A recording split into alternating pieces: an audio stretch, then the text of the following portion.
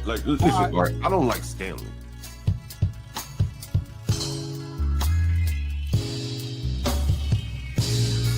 I think the only person I had banned was Stanley. And Nate, Stanley doesn't state the obvious, like what the up. He's used talking points. Yes, he does. Yes, he does.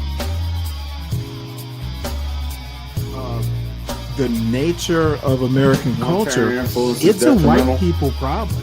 Okay. I literally said they need to understand. You gotta let these people bother you like that. If they want to beef with you, it's called Stanley versus the world.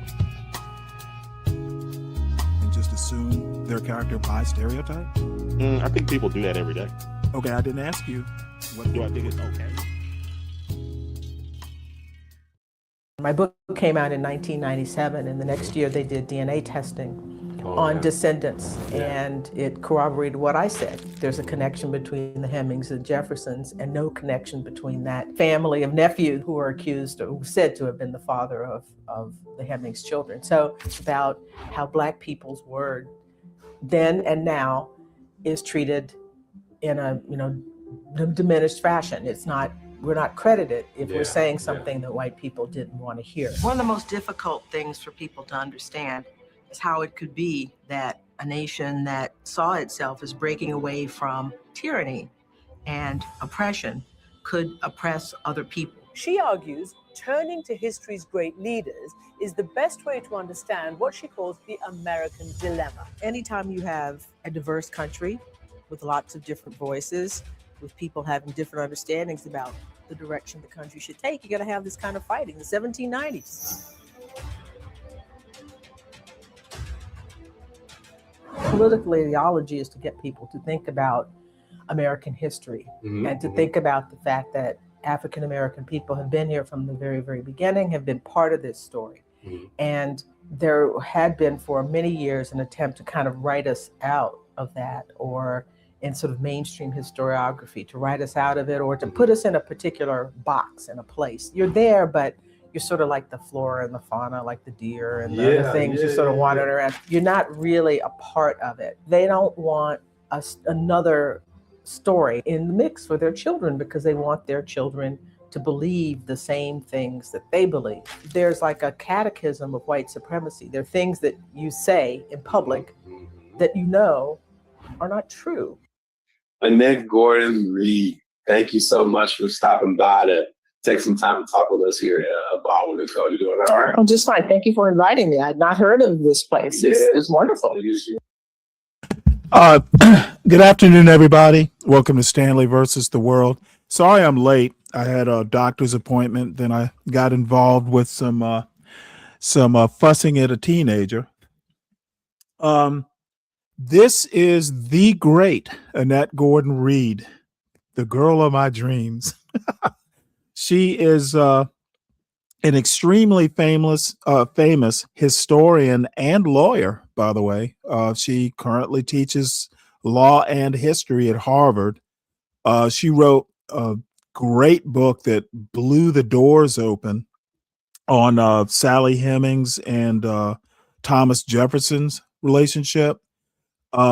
She literally wrote a book called The Hemings of Monticello, and basically making the claim that Sally Hemings' children were the children of Thomas Jefferson. And she got pretty much beat up for it until they did DNA testing next year. So, she went from goat to hero. And so now she is extremely famous. She also wrote a book a couple years ago about Juneteenth. She happened to have grown up in the Houston area, and they celebrated Juneteenth way before the federal holiday. So I haven't read the Juneteenth book, but I hear it's pretty good. I'll get around to it. It's short. So when I saw that, she was being interviewed on Baldwin or for Baldwin and Company. It's a bookstore down in New Orleans. And they have a YouTube page, and they do these sorts of interviews with Black scholars. I jumped on the chance. So I'm excited. Haven't watched it yet. Hopefully you won't be too bored, but hey, I'm interested.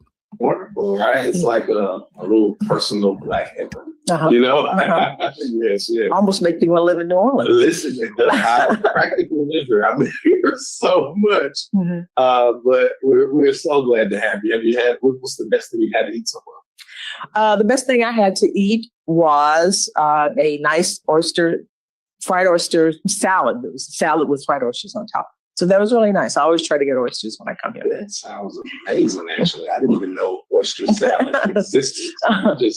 You really just put something on my mind. And we were talking earlier about you winning the Pulitzer, right? And just describing what that feels like. Mm-hmm. And I want to ask you, kind of outside of that and within that context, what does success mean for you?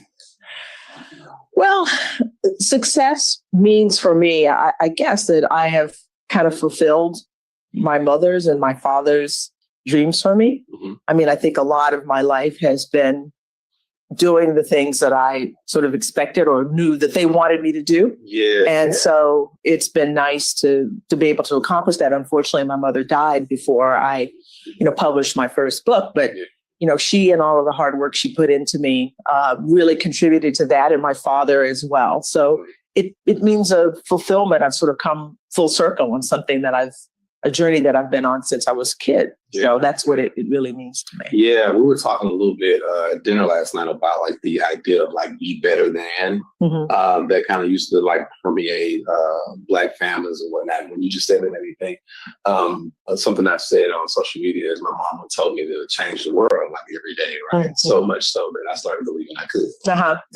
And simultaneously, my biological father not being there was a driving force in me wanting to like make him sorry he didn't take part in me, right? Like, it's so excellent where he'd be like, wow, which he's pretty all right. Man. We talk every day. I don't want to paint that kind of picture, but those are just some driving forces. Oh, yeah. So, absolutely. My father lived long enough to see me write books and so forth. Not the bigger success, but he saw me do these things. And so that was always gratifying to me that he got to see that. Absolutely. Just a quick note, though. Probably the worst thing you can do for your children is tell them they can change the world. Put a little bit more doubt in their minds. Be all you can be yourself. Have, standards, that sort of thing, and everything else will take care of itself. Keep the kids' perspective, level. Can you share a personal story or example that illustrates the resilience cultivated and passed down through the generations of your family? Well, I think it's my parents' attempt to, and actually a successful attempt at buying a house, buying a home. We started out, she was a teacher, and my father had a small business, a store, and he also ran a funeral home for a time.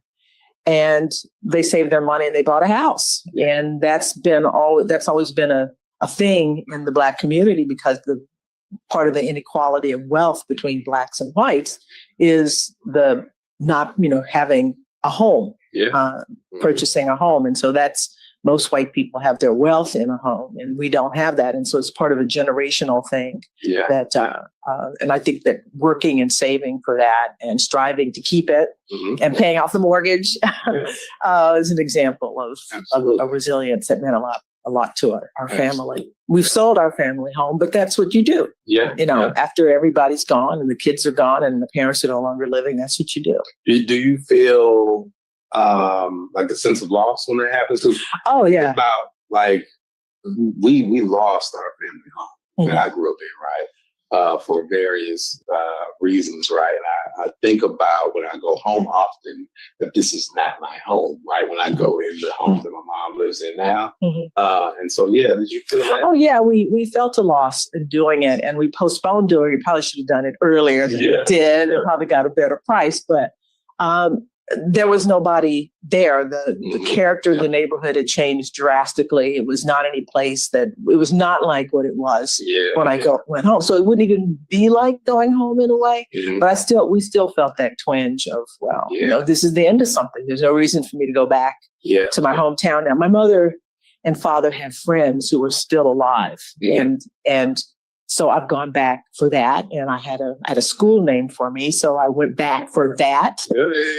But other than it, there's no real reason for me to be there. So that's a twinge that you feel. It's a place that helped form you, and now you're not in that world anymore. And it makes me think a little bit about the amazing work that you've done.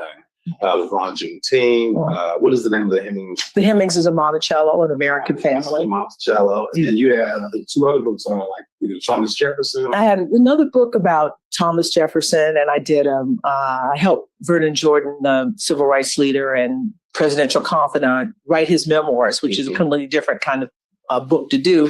But that's what kind of fascinated you about Sally and Thomas Jefferson? Well, what fascinated me was the fact that their son gave an interview in 1873 talking to a newspaper about being the child of Thomas Jefferson and Sally Hemings, and historians basically denied that and said he was making it up. And the African-American man, the other enslaved man who gave an interview and corroborated what he said, they said, oh, this is just a fantasy. They're trying to make themselves look good and, like being the son of Jefferson or whatever. And I could see how historians were treating what they said as a fantasy.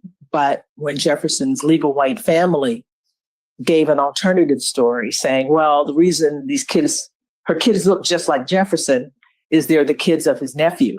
And there was no support for that, nothing to corroborate that. And so my first book was looking at how historians looked at evidence and how they put a thumb on the scale for the white family and then just dismissed what they said. So I set out to show there was a lot to what he was saying. There was a lot to support what he was saying, and there was nothing to support the story about the nephews. And my book came out in 1997, and the next year they did DNA testing on descendants, and it corroborated what I said. There's a connection between the Hemings and Jeffersons, and no connection between that family of the nephews who are accused or said to have been the father of the Hemings children. So it's really not. I didn't see it just about that story of Tom and Sally. It's about how Black people's word then and now is treated in a, diminished fashion. We're not credited if you're saying something that white people didn't want to hear. And so that's what my first book was about. And so the next book, The Hemings, next book about this family was about the whole family, not just Tom and Sally. It was about her and her mother and brothers and so forth. I think about, so I was having a conversation with, a little bit of everyone, because I was thinking about changing my dissertation topic to like what archives do to like African-American history. Because who gets to hold those things often aren't the actual people that they're about. And so I would imagine, so for instance, I was thinking about Morrison's papers are at Princeton and so on and so forth, and what that does in terms of creating like a narrative around our folks. Did you experience like those thoughts as you were like, digging through archives and talking to folks while you were doing that work? Oh, yeah. It's tough when you're writing about enslaved people to have to use some of the material that enslavers created.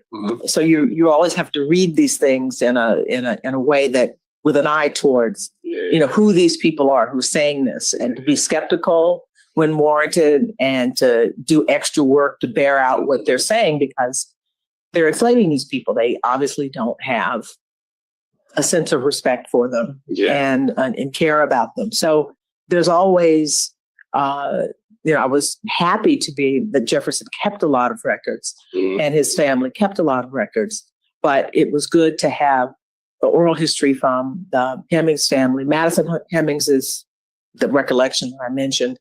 That's not really oral history. This is a person telling his family. He's a part of it. So it's not like oral history is usually, it's someone down the line who's telling the family story, but he was a direct witness to this. So you have to dig deeper. You have to be skeptical of things that people say and try to find stuff to corroborate these stories. So yeah, I thought about the archive. They were not meant to be in the archive, right? Enslaved people, they were kept out of it. And uncovering it takes a lot. It's a lot more detective work than when you're just looking at people's letters. Which can lie too. I mean, Oh, I read some interesting letters in like the Southern Misses archive. Oh yeah. They got some interesting stuff. Even and it goes back to like 1863, right around the time when they're like, all right, you gotta let them free. Can we like make a militia, et cetera, right? And like the precursor to the KKK, which is the white caps in the area as well. When I'm thinking about like the Toni Morrison called it rememory, right? And I'm thinking about like the reconstruction of like history, and I'm thinking about on Juneteenth. Well, first of all, I want to ask you about like, so there's this concept, and I brought this up yesterday. Claire Dieter's Monster, this is the fan's dilemma. It talks about like a certain level of pride that comes with like fandom. Like I know Jay-Z's high school, right? You were talking a little bit about like having that same pride with Juneteenth. Yeah. Right? Prior to it becoming like a national holiday and more celebrated in a loud fashion, I guess I'll say, outside of Texas. Can you talk a little bit about negotiating that for a little bit? Well, what I first heard about people celebrating Juneteenth long ago, years ago, and I thought, why? Why would they be doing this? This is our holiday, because I grew up thinking it was Black people's holiday and Black Texans' holiday in particular. And then whites started celebrating it as well. It became a state holiday in 1980. And I felt, on one hand, you think, okay, so they recognize it. And on the other hand, this is something that's ours. Yeah. And then I realized later on that, if you see Juneteenth and the end of slavery in Texas as an advance in human rights, a step, not the end of it, but just a step, then you should want people to celebrate it, not just us. It should be Black people outside of Texas. It should be white people. Anybody who sees themselves as an ally should celebrate it. And so I realized that that's kind of childish to want to keep things just to yourself. But it was a very intimate family community. I remember we just sort of wandered from house to house, and everybody had, tubs of soda, and kids would drink too much and throw firecrackers, which I can't believe we had. Our parents let us have, which my kids would never have. But it was a different world. So I got over that was not a very mature way to see it. Have you seen the Juneteenth? Was it ice cream? No. Yeah, I read something about that. I read something. Well, those like the corporate. You mean all these terrible products and stuff? It's like, but I mean, like you said, those like. That's why you need DEI. Somebody to say, don't do that, and that's not a thing to do.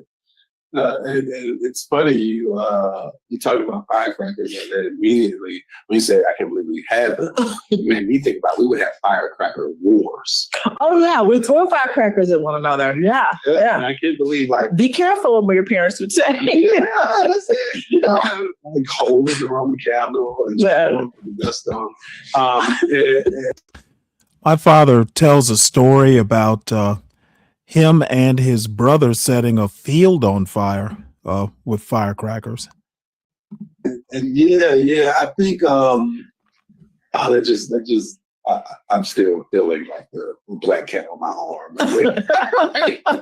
When I think, well, you're so much younger than I am. They were still doing that. I mean, I'm talking about more weeks, right? Yeah. When I think about on Juneteenth as well, there's something to be said about the prideful element of place, right? And the way that you treat Texas and the way that you talk about all the different, ethnicities and cultures that exist. Yeah. Right. What does place mean?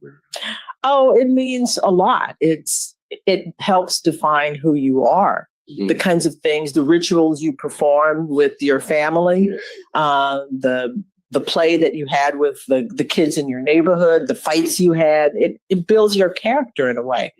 And because Texas, I know Mississippi, you're from Mississippi, right? I mean, I'm sure you have a great sense of pride about that and connection. And the Texans are kind of, it's a little extra. It's a little, those are, maybe that's why I moved to New York. There were two places, that have that sense of self. I meet people from Texas, and you meet people from there, and you don't have to go very far before you find out they're from there. I know all the people who are from Texas, and people from Massachusetts don't immediately tell you, I'm from Massachusetts or I'm from Ohio, But Texans is like that. So, and it's drummed into us. We take Texas history twice you have to take it in the 4th and the 7th grade. And then in high school, you can take it as an elective. So I had like 3 years of Texas history. So it's kind of drummed into you from the time you're small that you're from this special place. And it makes people who are Texans feel that they are special. So that sense of place, and that's kind of outsized, it really is a little bit over the top. That sense of place defined me and made me grow up thinking that I was part of a special group of people. And the book is really about what that means for a Black person, understanding that Black people came to Texas with the Spaniards in the 1500s. So they were there a long time before plantation slavery.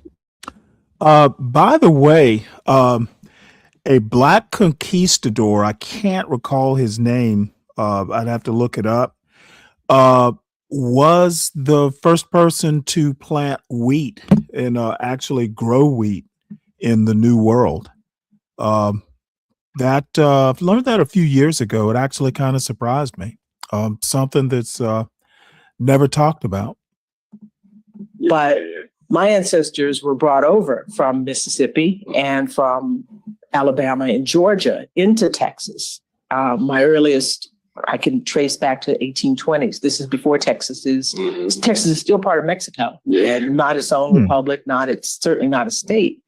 So how do you have a pride in place with a place where your ancestors were enslaved? I mean, what does Texas mean to me? What does Mississippi mean to you? How can you have that pride?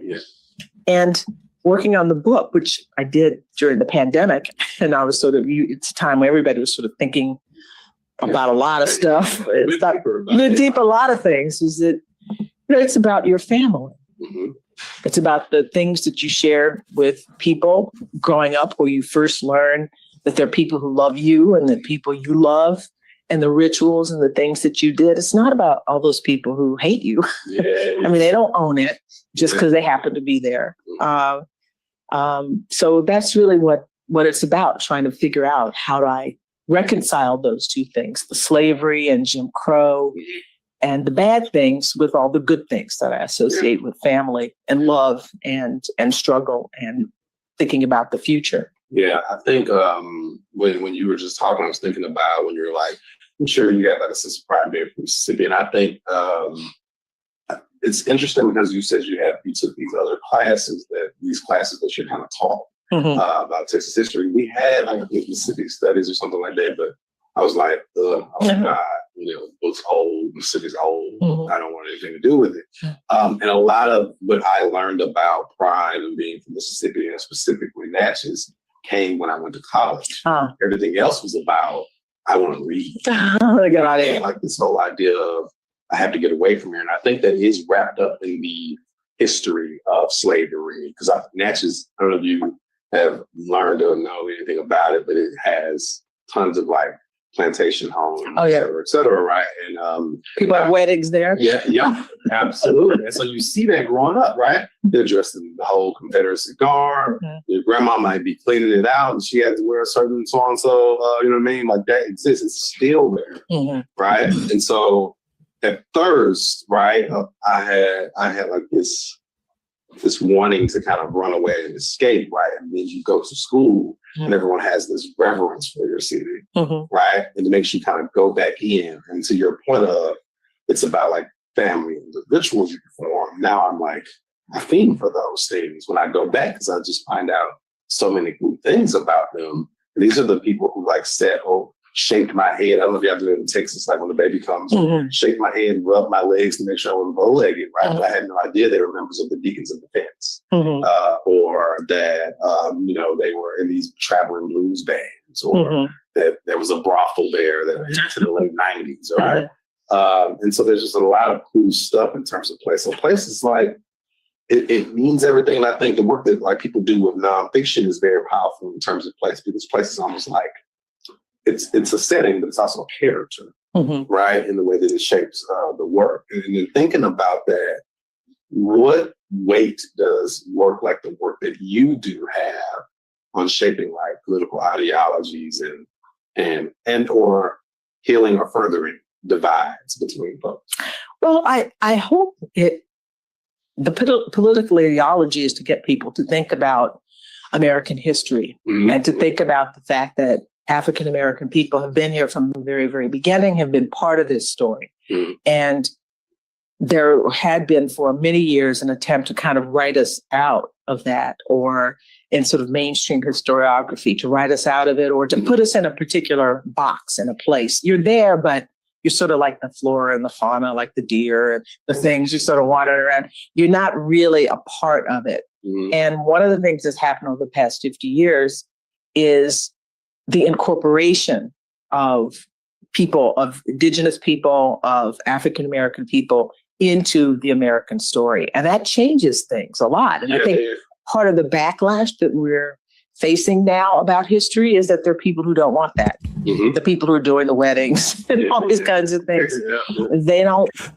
I happen to have grown up with a mother who was into Black history specifically, but history in general.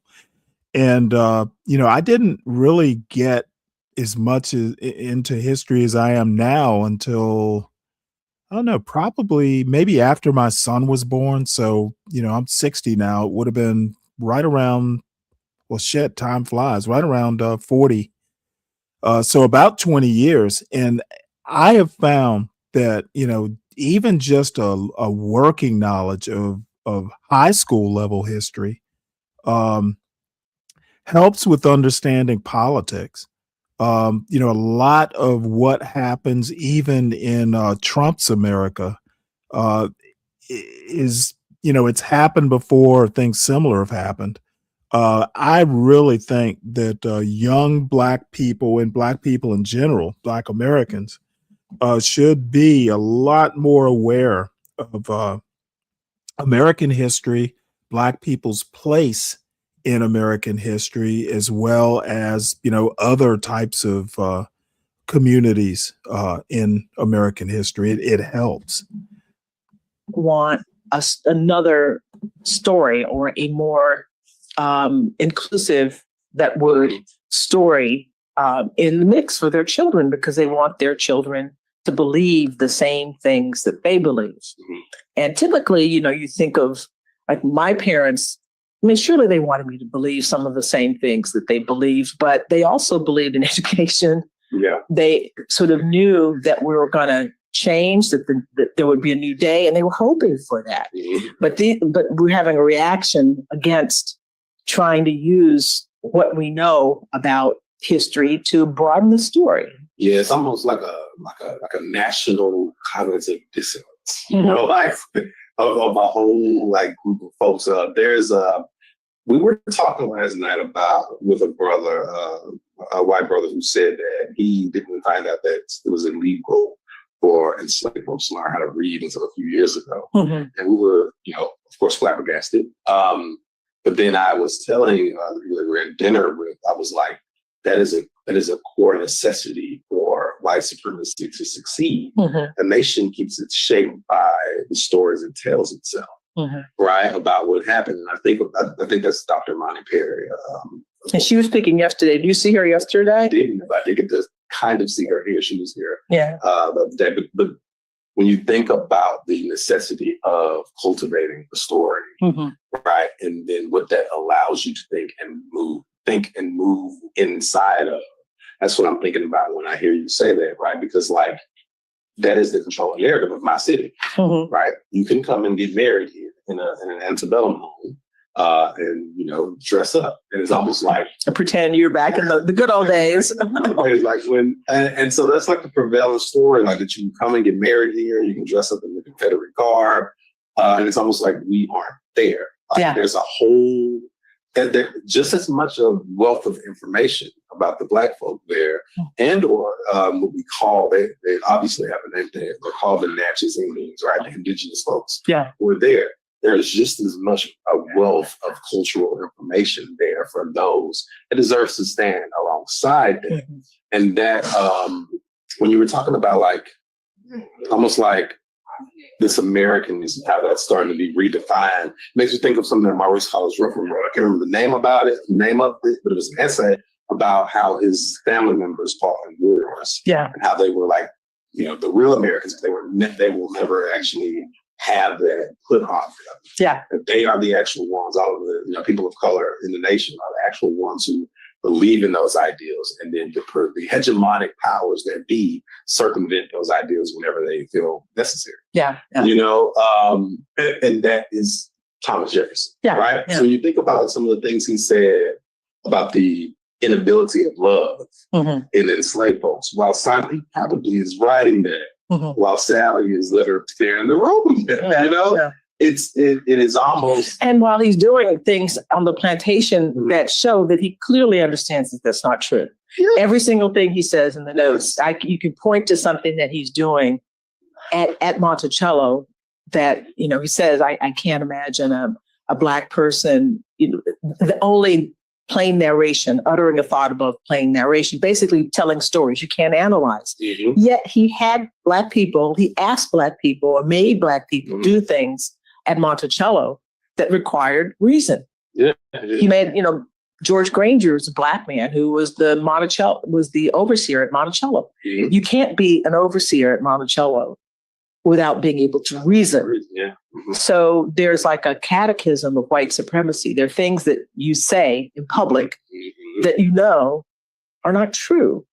Your daily life tells you are not true. So it's a lot of it is about lying and lying to yourself. And I have no question that you believe that whites were superior to Blacks. That's a common, people believe that today. So that's not, you can't act like that's some, out of the box notion. But he certainly knew Black people were intelligent, and he knew Black people could, reason because he had them do it, and he wrote about them doing it. So there's a lot that's going on here that you have to. Yeah, Thomas Jefferson had a nail factory, just a little outfit right on Monticello. And he had one of his older slaves actually running the nail factory. And it was actually a business, they sold nails. Work to maintain this stuff.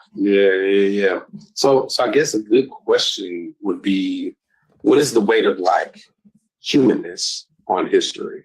Because like he's constructing history, right? He's like, there's a guy, it's a book called The Barber of Natchez, right? And he was previously enslaved, and he becomes a barber, and he then owns enslaved folks. And there's this one part of his historical, or the historian society, I guess I would say at large, who believes that he is recording this stuff almost like you record transactions in a checkbook. But I don't think that's what Thomas Jefferson is kind of doing in the recording of like his day-to-day, right? What is the weight of humanness, or maybe, what is the weight of humanness on history, and does it stand in direct opposition to the construction of American history? Well, the weight of humanness in history is that you can't get away from it. It's actually there. It requires people to deny things, to lie to themselves. I remember reading some correspondence with a man in Virginia who had moved from one part of southern Virginia to northern Virginia, and he took a small boy with him, an 8-year-old with him, and an enslaved boy. And he's writing to his brother, and he says, "This kid keeps crying every night, and I wonder, does he miss his mother?" Yeah. And then he says, No, he doesn't. I mean, so you can see him in the letter. The only reason he raised the question because he knew the answer to that. Yeah. This is a person. This is a human being, and you can't take an 8-year-old from his or her mother and not have them miss their mother, right? And not know whether if you ever see them again. And yet he convinces himself in that letter. You can see him saying, "I have to deny that." Yeah. But that letter is proof, to my mind, that they know what's up. They understand what it is. Most of these people understand that they're doing that they are acting in an inhumane fashion and they're dealing with human beings, but they have other issues. They see themselves as better human beings, more important human beings, and their values and their desires matter more than other people. And they made that choice to do it. Yeah. And that's what I think people are, the backlash that I talked about before. And shame is not a strong word. It maybe for some people it's not a matter of shame, but there's certainly a huge discomfort with the idea of telling these stories because they know what their ancestors did and they know how people today will view that. And so they want to hide this stuff. The whole purpose of it is to deny the humanity or to put it in the minds. When you talked about the weddings and people not paying attention to the Black people, well, we've changed. I mean, we have a whole historiography now about slavery and enslaved people's lives, and ignoring that means you're trying to keep this story of the glorious South in place. Yeah. And you don't want any kind of additional stories, any additional narratives about people's lives. So it's a political choice to do that. Absolutely. It's definitely about politics. And they accuse us of being political, but that's a political choice to pretend that nothing has happened since hoop skirts and, the glorious South, and we haven't learned anything. Yeah, it's like you do that and you can go extra far. Yeah, No, exactly. that. That's not where we are. We're in a different place, and they don't want to be in a. This is an interesting statement here. Fred says maybe he thought there had to be something mentally deficient in a person that was willing to be a slave and an overseer of the enslavement of his own people. I'm not even sure that makes sense. An overseer isn't the one doing the enslavement. He's overseeing the work. But, I guess my question is, that part of Virginia, if you've ever been to Monticello, it's fairly remote, especially back in those days. And what were the alternatives? The overseer was a slave, by the way. It's not like a Black overseer wasn't a slave. It's totally likely that, that overseer didn't receive any sort of monetary, I'm sure there were privileges or something like that, but what would the alternative be? That part, I'm not sure. I guess you could run away, but that certain parts of the country, it's a little harder to run away from than, say, Frederick Douglass in Maryland. Different place. They want to go Oh, back. by the way, Jefferson had slaves that ran away. So did Washington, for that matter, but not many. To that, with antibiotics and other stuff. Yes. Well, it has been an amazing conversation. I want to thank you so much for stopping by. I hope you had an awesome time. I did. I'm glad I discovered this place. Thank you for inviting me. Of course. Mm-hmm.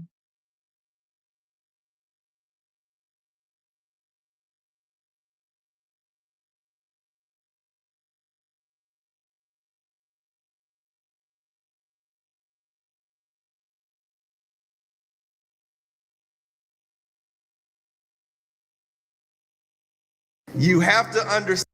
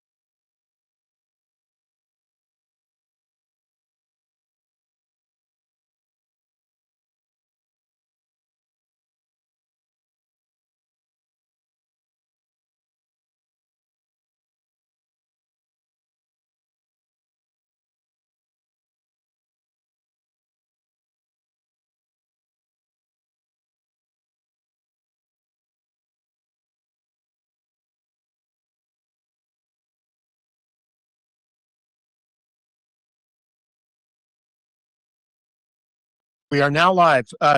Paul Krugman, Nobel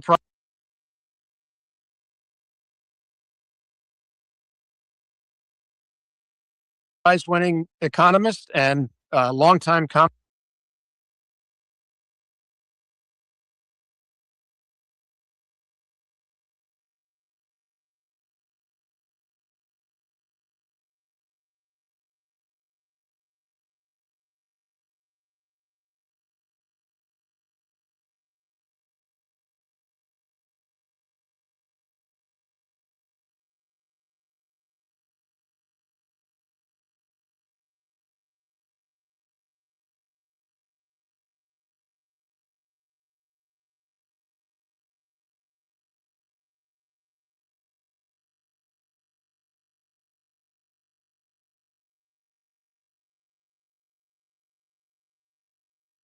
commentator in the New York Times and now on Substack. Thanks for joining me. Well, thanks for having me on. Let me first. Oh, I'm sorry. You know what? I was the muted. 1 year into your Substack life, which has been. I'm sorry. I keep forgetting to hit this unmute button on this microphone. I'm saying that everybody, please make sure you subscribe to the show. Make sure that you hit the like button, support the host, support the show. Most of this show is going to be things are not as A plus plus plus plus plus as Trump would like us to believe. This is Paul Krugman talking about Trump's economy and what he calls zombie policies. Later on, Susie Wiles did a two-part interview with Vanity Fair, and looks like she was a little too honest, and that has caused some ripples. Tremendously successful. Are you enjoying it? Yeah, I mean, I wasn't really planning to work as hard as I've ended up, as my wife and I have ended up working. I mean, this was supposed to be, keeping my hand in a little bit, and it's turned into a very full-time job. But that's because the response has been so great, and so yeah, it's and God knows there's no shortage of material. So Would you have done it if Trump had not been elected? yeah, I probably would have done it, but it might have been much lower key. I mean, there's, I did, I did a lot of blogging um, uh, back, during the aftermath of the global financial crisis and all of that. So there's stuff, and I have, but it probably wouldn't be so intense. Right. And I would actually love for this era of history to be over so I could talk more about, interesting things as opposed to, imminent threat of autocracy. Right. Um, I have to start with a confession. When you started writing your column for the New York Times, I have always thought of myself as kind of a moderate person, centrist person, and I used to think that you were pretty far out there. But as the years have gone on, it has seemed to me more and more evident that on most things you've been more right than most other people. And I wonder. Sometimes I think about the kind of intellectual collapse of the Republican Party as a reason for why people on the left look more normal and reasonable than what some people once might have thought. But have you had many people have that reaction to you? Yeah, I mean, important to, I think, for people to understand that I am not what we would once have called a leftist, right? I mean, I like markets. I don't have a moral objection to capitalism. I'm willing to compromise. I would go. Um, I would prefer a single payer healthcare system, but if Obamacare is what we can get, then I'll go for it.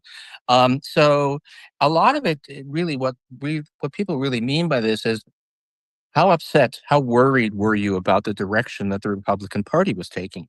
And it was obvious to me, even in 2000, that we were seeing a movement into a very dark place, and that has turned out to be right.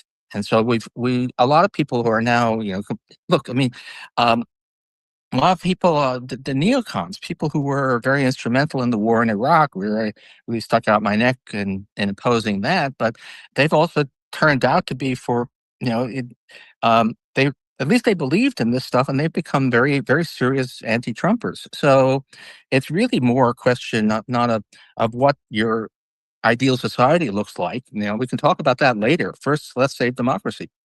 Right. Well, let me start with your assessment of the economy. It seems to me clearly somewhat worse than it was a year ago, but how much worse? Yeah, and it is. To use the technical term, it's kind of weird. I mean, this is history. You wish that history would just do one thing at a time. And instead, what we've gotten is, on the one hand, a total radical change in U.S. Trade policy, tariffs to levels we haven't seen in 90 years, which would be one thing and is definitely a problem. And the other hand, we have this monstrous boom in artificial intelligence and its spending on data centers, which is kind of pulling in, and one thing pulling the economy up, one thing pulling it down, and the combination of those things has led to an economy which, if you look at the top line numbers, doesn't look that bad. Inflation is a little bit elevated, unemployment is a little bit elevated, but nothing that would have you saying, "Oh, crisis." But then, if you start to look underneath, it it feels pretty bad. It's these frozen labor markets. No mass layoffs, at least not in the data yet, but very little hiring. And so, if you got your job, you're probably okay. But if you don't, for whatever reason, you're young or you got laid off for some reason, it's really, really hard to find a new job. So that's probably the thing that is worst. And then prices are, inflation was on a steady sort of downward trend, and now it's picked up again, and that's all tariffs. So this is, and there's a lot of feeling, that we're waiting for another shoe to drop. I mean, if you're, uh, those of us who remember the '90s, I've got a really bad feeling about this whole AI thing. The A couple of months ago, Mark Zandi, the Moody's economist, told me that we were uh, standing on the edge of recession. Was that true a couple of months ago? Is it true now? Um, that's a really hard. Uh, Maybe. I mean, we would be in recession. I think we can fairly confidently say that we would be in recession if it wasn't for the AI boom. If we weren't building all these data centers, the U.S. economy would be in recession right now. It wouldn't necessarily be a severe recession, but it would be a recession. So we're kind of on the edge. But this is enormous. I mean, we really are talking about. It appears that this boom, the current tech boom, is bigger than the dot-com telecom boom of the late '90s, bigger as a share of the economy. So that keeps us. Well, the problem is what happened with the dot-com boom. It wound up being a tech bubble. So that is scary. Head above water for the time being, but all it takes is, in a way, a Wile E. Coyote. We talked, a Wile E. Coyote moment where laws of cartoon physics. When you look down and realize that there's nothing supporting you, that's when you fall. And a Wile E. Coyote moment on the tech sector, where it is really, really hard to come up with any way that these companies can make back the money they're spending. That will push us into a recession. Given the fact that some of the tariffs have come down, there doesn't seem to be as much day to day or week to week or month to month fluctuation in them, and that there have been huge loopholes in the tariffs that take the effective tariff rate lower than it is nominally. Does that tell you that the threat of what tariffs could do to the economy has now been kind of settled down and contained? A little bit. I mean, we had first of all, there was a lot of hyping. I think I'm on record as saying that people were overhyping what tariffs would do. It was more the uncertainty than anything else. Economists believe in free trade, and so we tend to hype the dangers of protectionism, which are real but not that big. And look, we're trying to really peer through the fog here, but given the actual effective tariffs that, given that there've been a lot of ways that people are able to avoid paying these tariffs. So instead of a 15-point rise in tariff rates, we probably have something more like a 10-point rise or less, which you would expect to raise prices in the end by maybe 1%. And the best estimates I've seen say that what we've actually seen is around 2/3 of that so far. So most of the impact on pricing is probably already through. And so if tariffs stabilize at current levels, then, we will be a little bit poorer as a result, and life. Well, I wish I were there to ask him this question. Companies pretty much knew the tariffs were coming, so they stockpiled. They basically, press the accelerator on getting product into warehouses or other storage type places. What happens when those stockpiles are sold? I'm thinking at some point, we're going to have more than a 1% price increase. I don't know how we can't. It will be a little bit worse, but it won't be catastrophic. We had high tariffs in the 1920s and also a booming economy. So that you don't want to overstate what that does. Um, I want to ask you about a different threat from the Trump administration and how you quantify it if you can. I remember a few years ago, Alan Greenspan said, free market economies depend on the rule of law. Yeah. Trump has been taking a sledgehammer to the rule of law. Is that something that has an immediate impact, a long-term impact? How do you assess it? Oh, definitely. It's termites, not a hurricane, right? It slowly undermines our economic prospects. People are not, we're still getting a fair bit of investment in the United States, quite a lot, but there's going to be some caution. I mean, if you don't know whether ICE is suddenly going to descend on your Korean factory and arrest the visiting executives, and people. America, we built our world leadership a lot on having the best and brightest from all around the world come to America. Now we're in a world where not only is that a dubious proposition, but I know European, actually people who go back and forth between Europe and the United States quite a lot, and they travel with burner phones.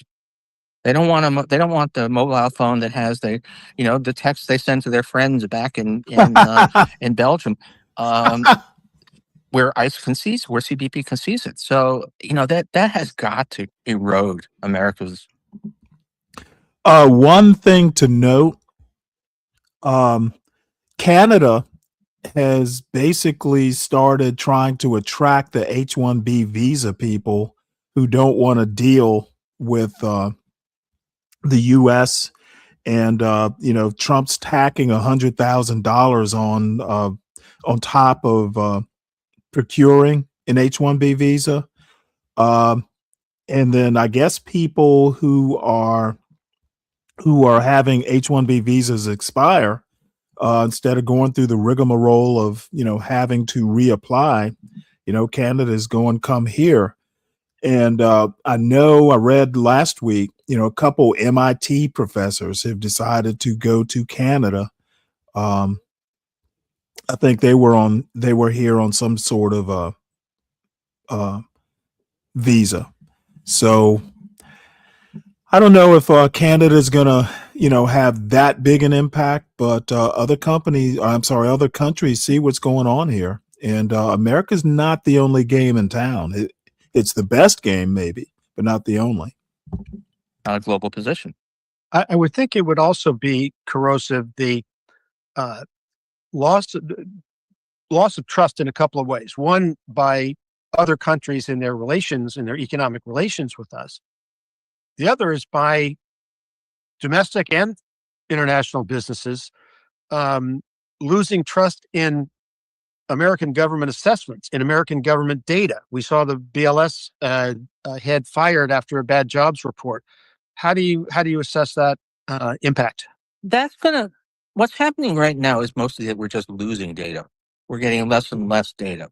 Now, to actually fake the numbers is harder. I think probably harder than Trump people realize. To actually, cook the books at the BLS would be a really big effort, involve hundreds of people, and we would know about it. It would be so when we get new BLS numbers, you will be confident in them. I will for the time being. First hint that they really are cooking. We will. I will talk about it, as will lots of other people. But so far, it's more that stuff is disappearing. So, if we want to think about nutritional food adequacy in America, well, we're no longer producing those reports. If we have another pandemic, I will not at all trust the numbers coming out from the CDC about the effect. So it's so far, it takes a while. It takes much more, especially just because the U.S. statistical agencies are so good. They have such a really terrific track record and such a good system that mucking it with it is hard and will be dead obvious if they try to do it.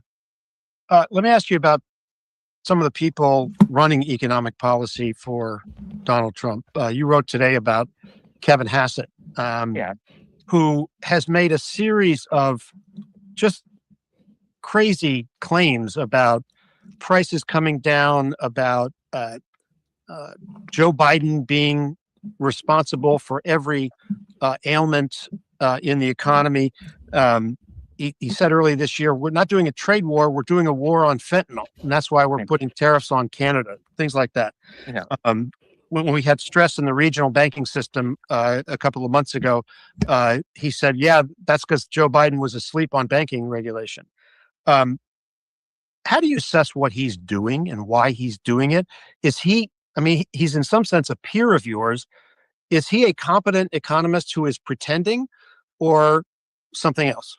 Well, he was never a very competent economist. Right? And I hate that. That sounds snooty, right? But nobody would ever have said, even before recent years, that he was a top flight talent in the field or a influential researcher. But he basically sold his soul for politics a long, long time ago. You go back to this goes all the way back to the Bush administration, that he's been pretty bad, and certainly Trump term one. So look, I did say in today's Substack that he's a DEI hire, an ideological DEI hire. He's somebody, he's not the worst. I have to say, among the people whose names have been floated for Fed chair, in some ways, he's not the worst of that batch, and not nearly as bad as some of the other people that Trump has surrounded himself with. But he would not. There's no way that he would be in this position if he weren't just a reliable sycophant, basically. And by the way, tragedy. The economics as a profession has a fair number of reasonably conservative, competent people. They're fair, by the nature of it. There are a fair number of people who are basically favor smaller government, worry about the incentive effects of taxes and so on, who are also actually good economists. And many of them, I think, even a few years ago, imagined themselves having some role in setting economic policy in a Republican administration. But they're not wanted. Their competence itself is disqualifying because they might take a stand on principle. We can't have that. I'll just stop it there. That pretty much says it all. Trump's first administration did have some competent people, at least, in the immediate White House orbit. And Trump has just gone full anti-intellectual. Just having Pete Hegseth as defense secretary is pretty much emblematic of what Trump is looking for. So we'll move on. So while the economy is, soft and, there's just all kinds of turmoil in the MAGAverse, Trump has decided to sue the BBC for $5 billion, claims defamation from Panorama documentary. Good luck with that. On Monday, President Donald Trump announced he planned to file suit against the British Broadcasting Corporation within days, saying they had me saying things I never said. The dispute stems from a Panorama episode, Panorama's news program, I guess, that spliced parts of Trump's January 6, 2021 speech at the Ellipse in Washington, D.C. to a 12-second clip omitting peaceful calls and premiered on October 28, 2024. The BBC apologized and said its edit gave the mistaken impression of a direct call for violent action, agreed never to re-air the segment, and leaked report prompted resignations of Tim Davie, Director General, and Deborah Turnus, head of news.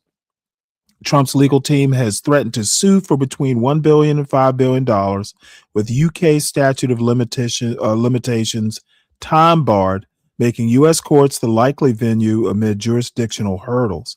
Media law experts caution that U.S. defamation claims face steep hurdles, with Mark Stevens, CBE, saying a libel trial would scrutinize Trump's January 6th conduct and BBC internal reviews. You know what? I'm guessing what Trump wants is them to settle, and just give him money. Because, the whole process would be fairly expensive. So it's just Trump trying to milk some money out of the BBC. So looks like that the Affordable Care Act tax credits will expire. Looks like today Mike Johnson, Speaker of the House, has blocked a vote. So not going to happen. And the problem is that there are a lot of Republican congressmen who are going to be up for election in 2026. And this is not going to help them much. This says right here,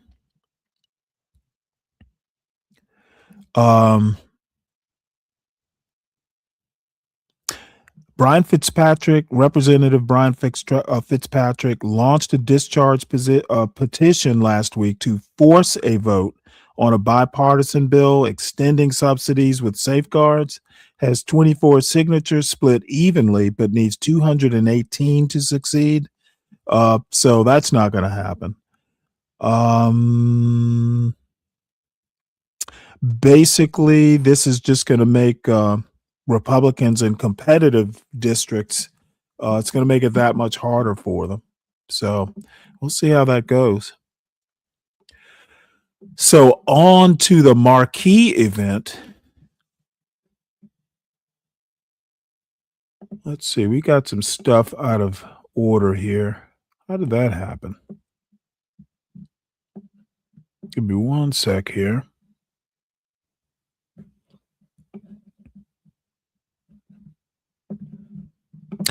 I want to bring this up. The Coast Guard has taken the third option. A few weeks ago, they basically said that swastikas and nooses as symbols are not hate symbols. Then they backtracked and said, oh, wait, yes, they are.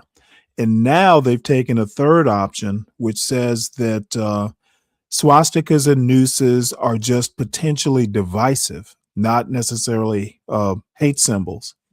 So we'll see how that works out. So if somebody draws a swastika on your locker or something like that, it's just potentially divisive. It's not a hate symbol or any form of harassment necessarily. So talked about Susie Wiles and her Vanity Fair interview in two parts. So according to Axios, that interview has caused the White House to launch a damage control campaign over unfiltered Wiles interviews. So the White House rushed to defend Chief of Staff Susie Wiles on Tuesday after her blunt private views on President Trump's first year were revealed in a series of stunning on-the-record interviews. Wiles is the most powerful aide in the White House, credited with running a more disciplined, loyal, and effective operation than Trump's first term, which was routinely undercut by leaks and internal feuds. What makes her candid commentary to Vanity Fair, that makes her candid commentary to Vanity Fair, in which he questioned the judgment, execution, or consequences of many of Trump's most aggressive policies, all the more striking. So what they're saying, the article published early this morning is a disingenuously framed hit piece on me and the finest president, White House staff, and cabinet in history, Wiles wrote in her first original X post since October. Wow. 2024. Oh shit, she hadn't used X in a year or more. She says significant context was disregarded, and much of what I and others said about the team and the president was left out of the story. I assume, after reading it, that this was done to paint an overwhelmingly chaotic and negative narrative about the president and our team, she added. Caroline Levitt, the press secretary, quickly rallied behind Wiles, tweeting that Trump was no greater or more loyal. Trump has no greater or more loyal advisor than Susie. So let's see what's in these Vanity Fair articles. So this is the first one. Part 1 says here, Susie Wiles talks Epstein files. Let's see, is this the? No, I'm sorry. Let me find I want part 1 of 1. My bad. So this is Susie Wiles, J.D. Vance, and the Junkyard Dogs, the White House Chief of Staff on Trump's second term, part 1 of 2. So I have not read it. I literally just heard about it on the way back from my doctor's appointment. So we will be going through these. We will be going through these for the first time. So let me go ahead, get rid of some of these tabs.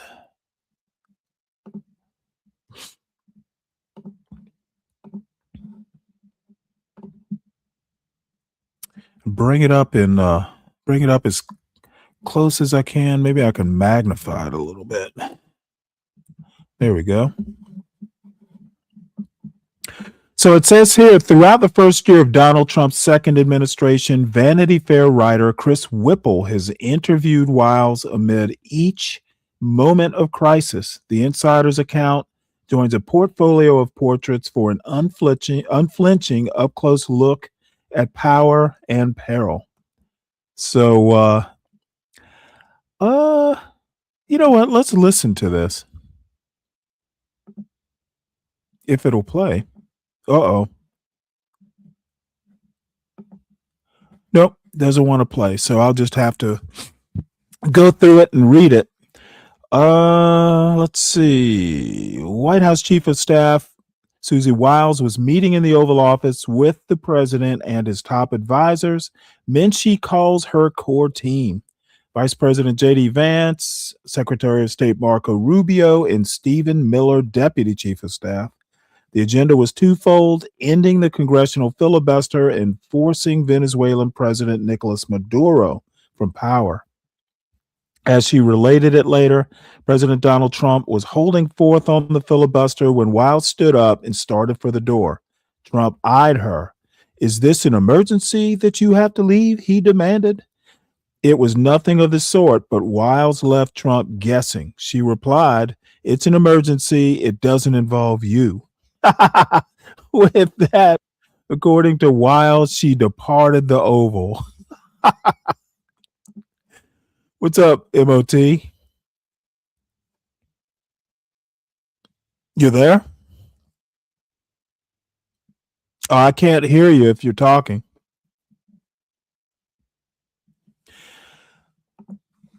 I'm a Koch brothers shill. MOT, I can't hear you. I wonder if it's me. Anyone in the audience, can you hear Man of Tomorrow?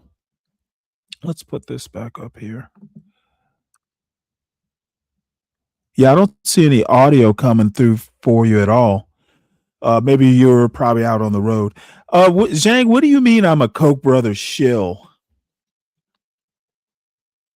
Can you all hear me? I hope you can. Let me can you all hear me? Okay, so I can hear myself on the phone. So anyway, I'm glad you're here, Zhang. We can beat up on your, and you too, Brooklyn. We can beat up on I can beat up on Trump with impunity now.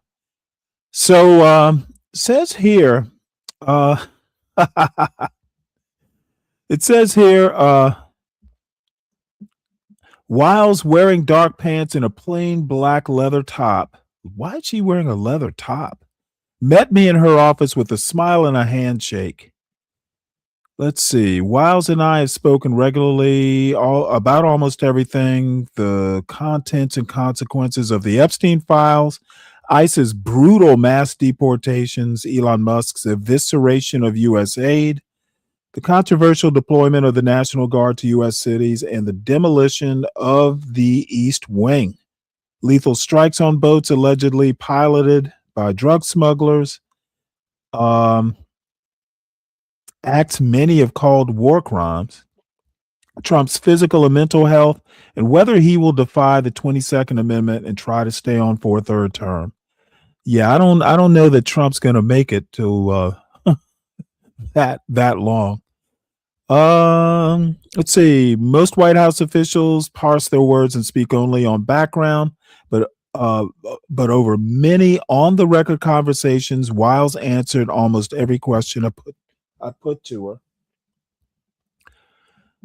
So let's see, what else do we have here? It says here, it does little short portraits here.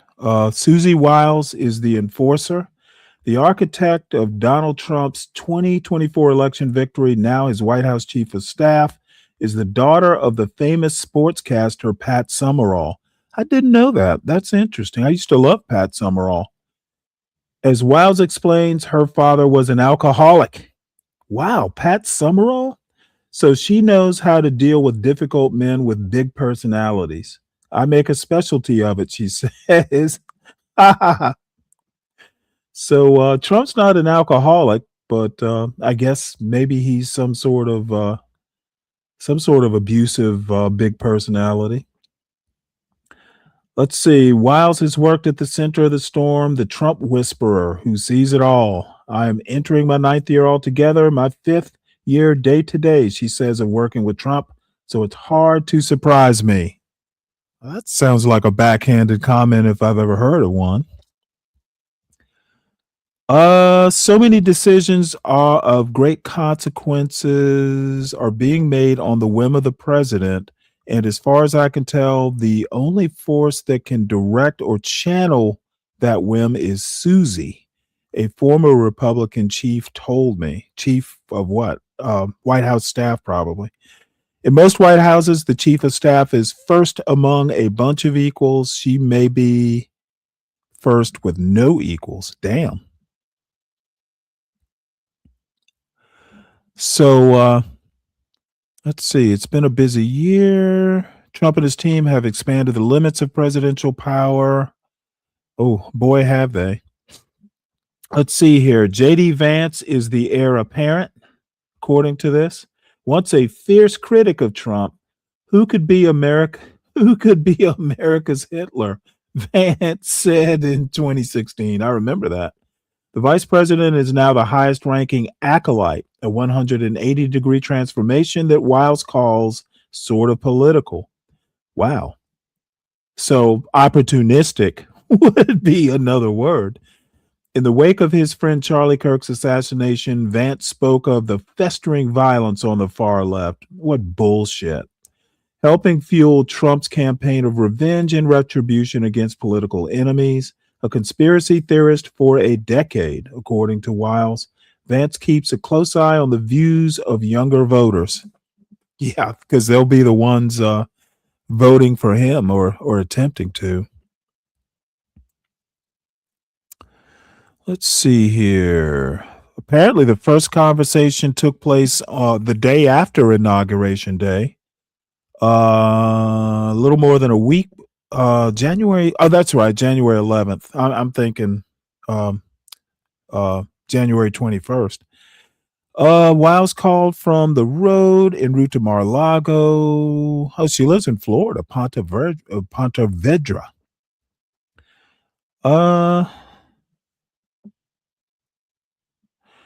In Wiles's view, RFK Jr.'s shock treatment of HHS is warranted He pushes the envelope. Some would say too far, but I say in order to get back to the middle, you have to push it too far.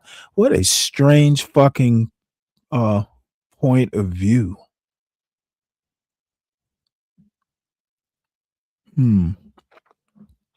Stephen Miller. He is nicknamed the Zealot. Trump's deputy chief of staff for policy and homeland security advisor is the tip of the spear for the president's weaponized roundups of immigrants and the take no prisoners approach to alleged drug smugglers. Utterly loyal and a fierce protector of the president's secrets, Miller is a battle-tested soldier in Trump's war against the deep state, says Miller. We came into the second term fully, completely ready and prepared to contend with that bureaucracy and ultimately to impose democratic will onto that bureaucracy. You know what? That is a very interesting thing to say. The democratic will, their version of democratic will is the people elected us. Therefore, we are their will. That's not exactly the democratic will. So let's see. What else do we have here? Dan Scavino. He is deputy chief of staff and director of presidential personnel. Look at that. Look at that weird haircut. Wow. Let's see. He is a social media obsessive and veteran of Trump's first term. He is also a former golf club manager and as a teenager toted the president's clubs. Wow. So he's President Trump's former golf caddy. Wow. When we came into the office in Trump 1.0, he says the Russia hoax kicked in right away and it was nothing but investigation after investigation after investigation. This go around, we came in, we won. There's no investigations. We control the White House, the Senate and the White House. Oh, I'm sorry, the House, the Senate, and the White House. And the president can focus on his policies. Scavino says Trump is relentless. My toughest challenge is honestly keeping up with the president because he is literally nonstop.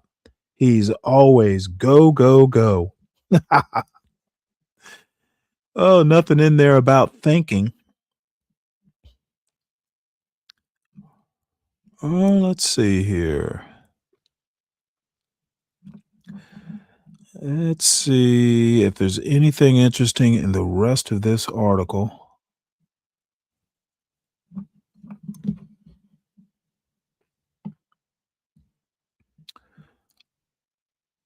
She does look like Pat Summerall in a way. Interesting. I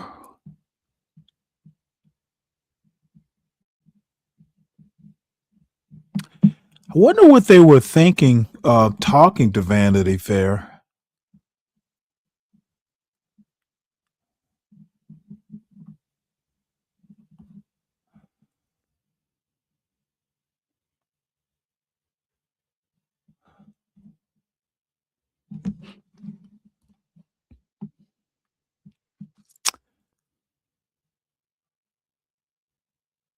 You know, I actually think of all the people that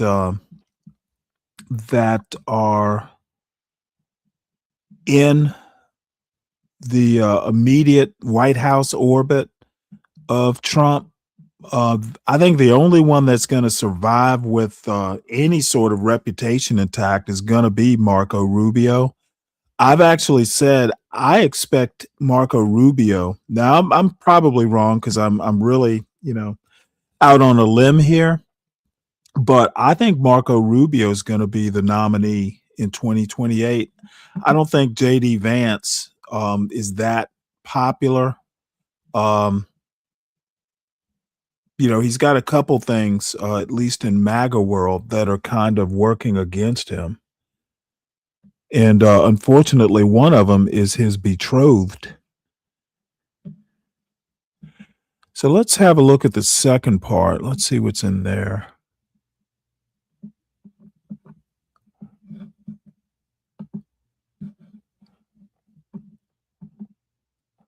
So let's see. Susie Wiles talks Epstein files, peak Hegseth's war tactics. His war tactics, retribution, and more. Jesus Christ, his war tactics.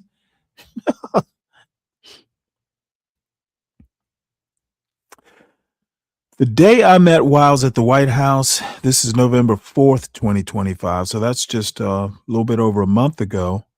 It was a watershed for Trump. Voters would choose governors in New Jersey and Virginia and a new mayor in New York City. They would also vote on Proposition 50, California Governor Gavin Newsom's proposal to counter a brazen Republican gerrymander in Texas. Collectively, the contests were a referendum on Trump's second presidency. I wouldn't go that far. I don't think it was a referendum. 2026 will be the actual referendum.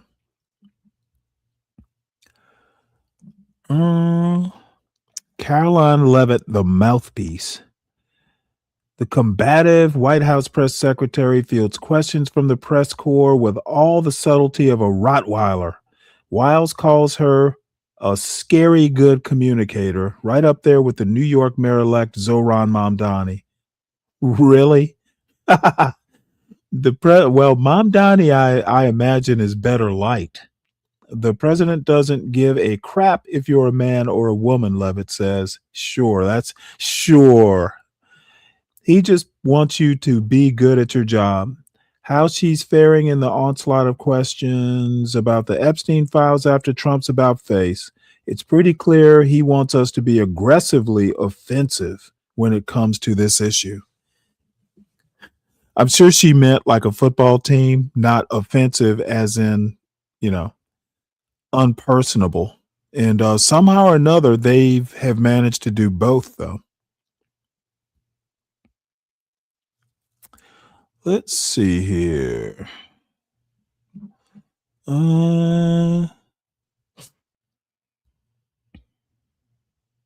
This is interesting. So she's asked, what about accusing Letitia James of mortgage fraud? Susie Wiles' response is, well, that might be the one retribution. Susie Wiles replied, oh boy. Somebody's going to quote that if they try and get her through get a grand jury indictment. That will definitely be quoted. What have we here? Let's see. Marco Rubio, the Hawk, a double threat. He's Secretary of State and National Security Advisor, the first since Henry Kissinger. Rubio takes a hard line against Venezuelan President Nicolas Maduro and a softer line against Russian President Vladimir Putin. Infer what you will from the gator skull he keeps on display. I think the president is losing his patience through the process, Rubio says, of administration talks with Putin to end the Ukraine war. He's given Putin every opportunity to get to yes, but so far Putin has not taken that. Trump is Putin's plaything. You know what? Putin's probably just, I would say yes, but Trump's a dick. I'm not doing it. Trump is just whipping I don't think I can see you, Kimmy. I'm not sure. I see you in the vertical chat. So I'm not sure what you're asking me. You can only be in one of two chats. I have the vertical and the landscape up. If you're in one, you won't be seen in the other, and vice versa, even if you're a moderator. The only way you can be seen in both is to type something in the StreamYard chat. So hopefully that answers your question. I mean, if I type in one and not the other, same with me. The only way I can be seen in both chats is to do it through StreamYard. It just kind of distributes the one to in both places. So let's see. What else have we gotten here?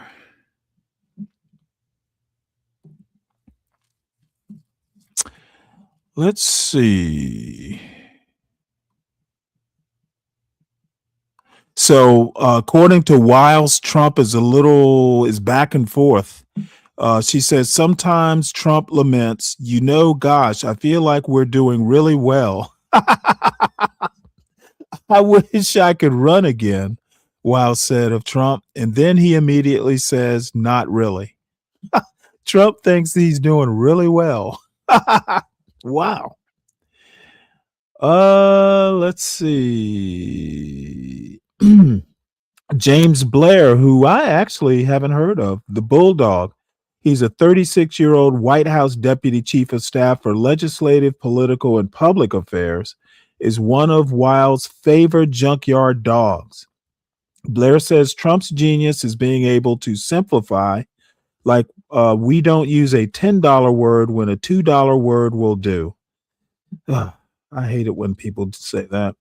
He has a real talent for just cutting through all the bullshit and the clutter and getting down to brass tacks. Staring down a possible GOP shellacking in the 2026 midterms, Blair says that the Epstein scandal is one of the big threats, but he's more worried about making sure people are feeling economically better a year from now. Because even if Epstein were perfect, but they don't feel good about economics, we're fucked. And I think that people are not happy with the economics. The polls are showing that. And I honestly wonder if they shield Trump from the polls.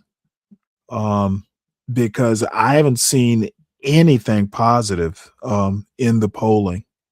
Even on immigration, something that, was kind of like the centerpiece of their platform. When asked about the increasingly frequent verbal attacks on women, Wiles replied, he's a counterpuncher, and increasingly in our society, the punchers are women. Hear that, women? You guys are the punchers in our society, increasingly. And I'm gonna be honest. I agree that women are being thought to be the punchers. If you just listen to some of these panels, like I'm not going to even name the panels I'm talking about, but it's like all these shows. I don't know what is it with these 40 and 50-year-old men just like shitting on women. I can't understand it. I was listening to something earlier today. I had to play it, but I'm not going to do it. I'm just shocked that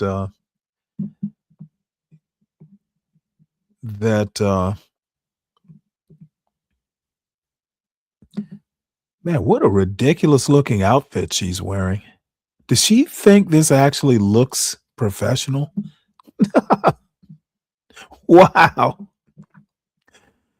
Oh boy. Let's see. Will Marco Rubio challenge Vance for the top spot on the 2028 GOP ticket? His answer, if JD runs for president, he's going to be our nominee, and I'll be one of the first people to support him. I don't believe that for a minute. In Wiles' office, a photograph of Trump and Vladimir Putin standing together, signed by Trump to Susie, you are the greatest, Donald. Will the president sit for a deposition in his Jeffrey Epstein-related suit against the Wall Street Journal? She says, I mean, if he had to. Yeah. Yeah, nobody's going to ask him to do that. They're all afraid. So, I don't know. I don't really see what's that explosive in here. There are a few hot takes. There's no evidence Bill Clinton visited Epstein's island, according to Wiles. As far as for whether there was anything incriminating about Clinton in the files, the president was wrong about that. Oh, shit. That's a hot take. Wiles said Trump was on Epstein's plane. He's on the manifest. They were, sort of young, single, whatever. I know it's a passe word, but sort of young, single playboys together. Yeah, playboys. That's what Epstein. He was jailed for being a playboy. All right, well, that's supposedly the explosive article. I honestly don't see anything that's a showstopper in there. What's up, Lord ADS? How you doing? What's up, Kelvin?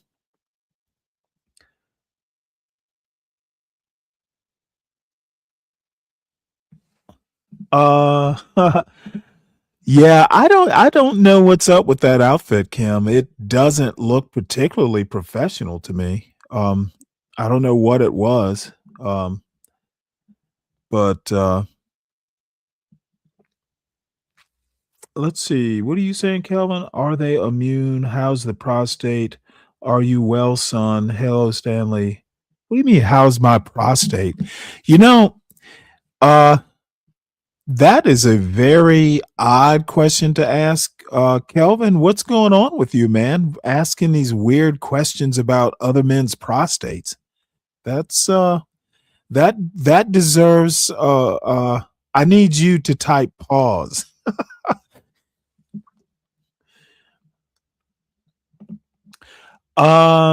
I don't understand what political gain Vanity Fair would get. I mean, I think there's some hot takes in there, but not like, anything that's earth shattering. I don't know what political gain you would get from that article. It's kind of tepid, to be honest. Well, you shouldn't be concerned for my health, sir. As a matter of fact, I had a doctor's appointment today, and like Trump, I'm in tip-top shape, and I passed all my mental health tests. So I'm in good shape, just like Donald Trump. Well, I have to tell you, Kim, I looked at it last night, and I actually did get some extra views. I don't know what vertical is. Supposedly, YouTube kind of pushes or promotes the vertical format, but it's almost like fishing. If you put two fishing lines out, it increases your chance of luring a fish. That's an odd analogy for a YouTube broadcast, but I did get some extra views. So you have the option of doing the landscape if you want. You can choose one over the other. Both of them are available. I don't control where you go, Kim. You control where you go. Go to my channel and go to the live. You'll see two options. One option will have a little mobile phone looking thing, and the other one will be like, well, it won't have the mobile phone looking thing. Choose the one without the mobile phone. They're literally two broadcasts of this one show. It's almost like broadcasting on two different channels. All right, so that is the horrible expose. Like I said, I didn't see anything. Yeah, there's some things in there that I'm sure,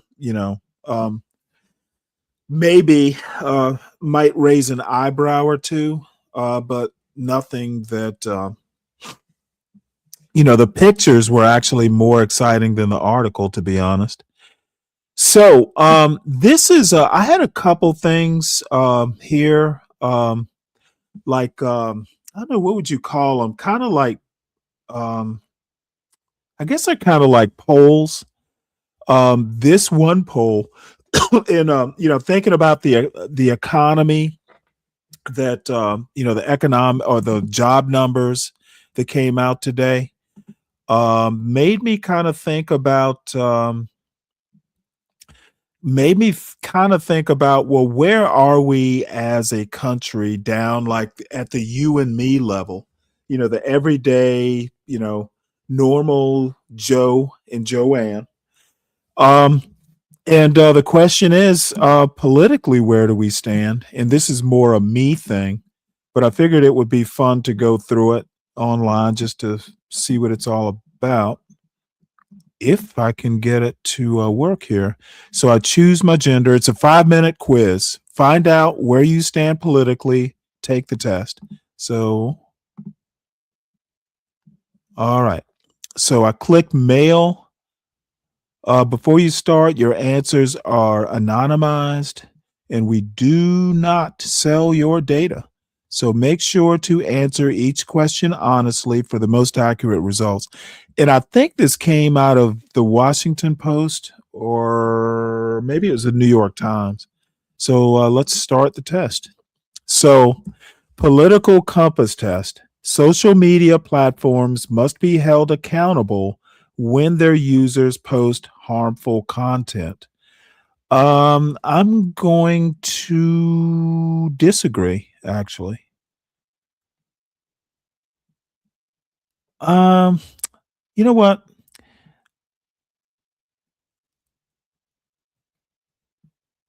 I'm going to go neutral on that. Education and awareness campaigns have better results than strict laws. I'm going to disagree on that. The concept of meritocracy does not apply to a society without equal opportunities. Agree. Public institutions will never be as efficient as private companies.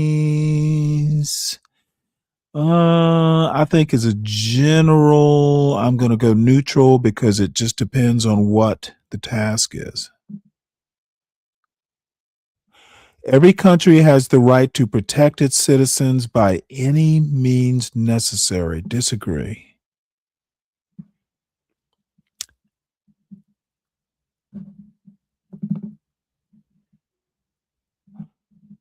Okay, let me go back here. Let's see. Any kind of prohibition tends to create parallel markets where regulation is impossible.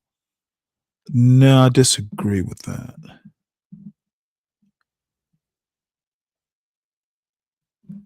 Disagree with that.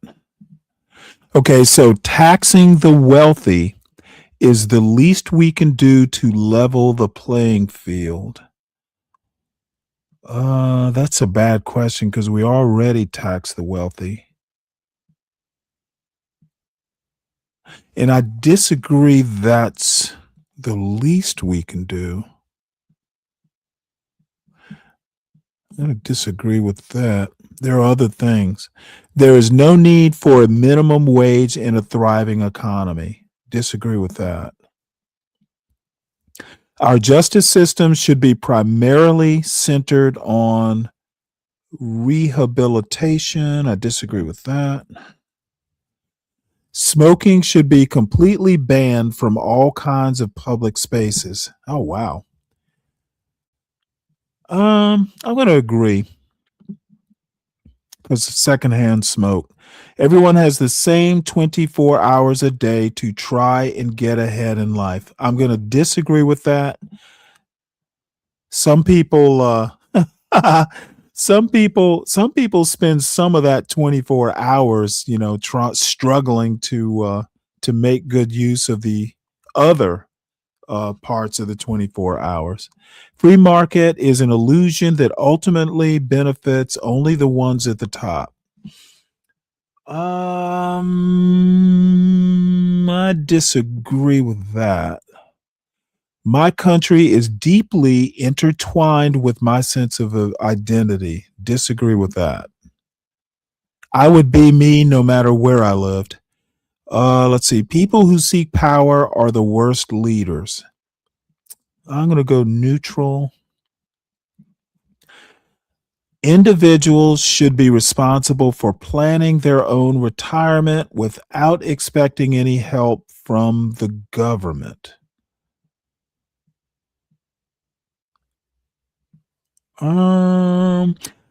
I am going to go neutral or disagree.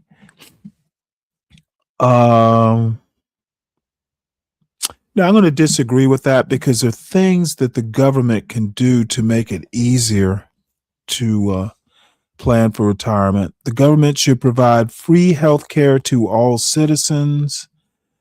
I'm going to agree with that.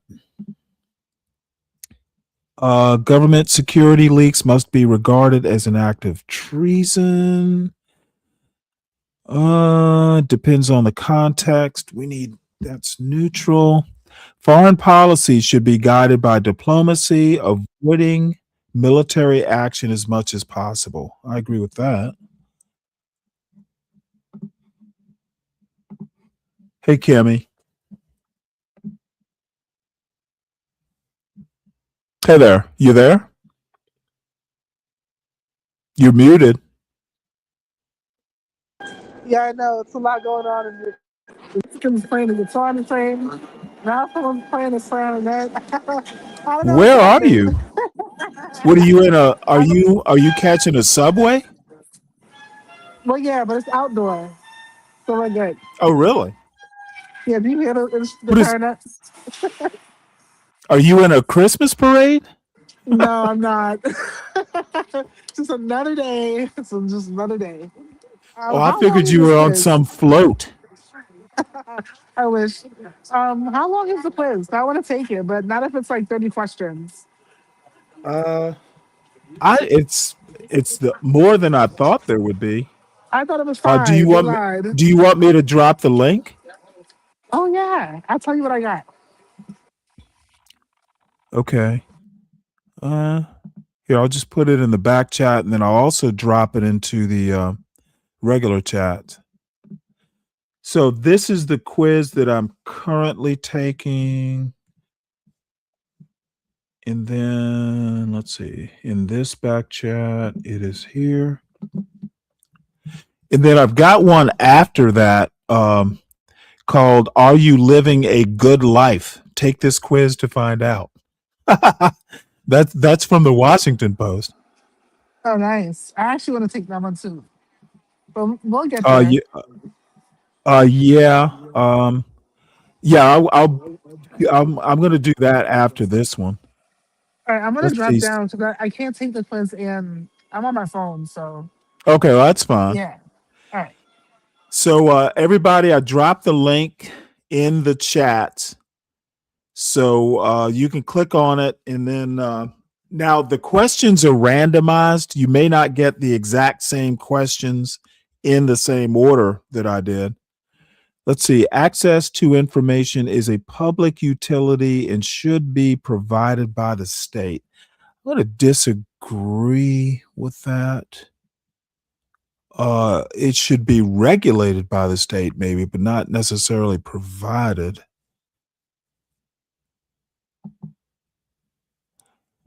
As a matter of fact, you don't want the state controlling that sort of stuff. Affirmative action only breeds more discrimination and prejudice. Man, that's a difficult one because it shouldn't, but it does.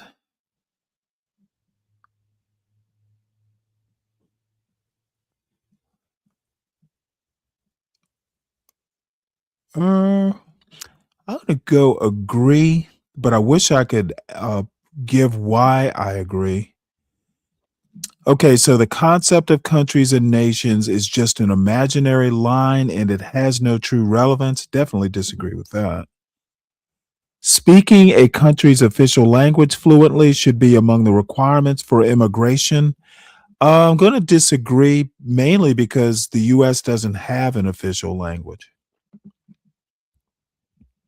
Economic regulations are necessary to avoid monopolies and promote fair competition. I agree. Social welfare programs are a waste of taxpayers' money. Disagree. And the reason I disagree is you got a bunch of people that are suffering. They're going to revolt. There is no peace without freedom. I'm going to go neutral on that because you can have peace without you can have peace without freedom. but peace under a bullet or under the barrel of a gun, that is peace technically.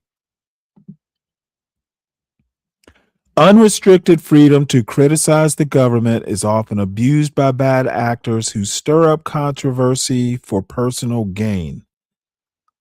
I would say yes. I wouldn't say often, though. If we make a bigger pie, everyone can get a piece. I would agree in theory. Extremely wealthy corporations are as much a threat to freedom as a dictator. Absolutely agree to that. A powerful country needs a strong leader who is not afraid to make difficult decisions. I agree. It is morally wrong to judge a person by their religious beliefs. I agree. Progressive tax unfairly punishes high earners for their success. I disagree. Wealth redistribution is a valid response to economic inequality. I'm going to go neutral on that because taxes are basically wealth distribution. However, I do not necessarily agree with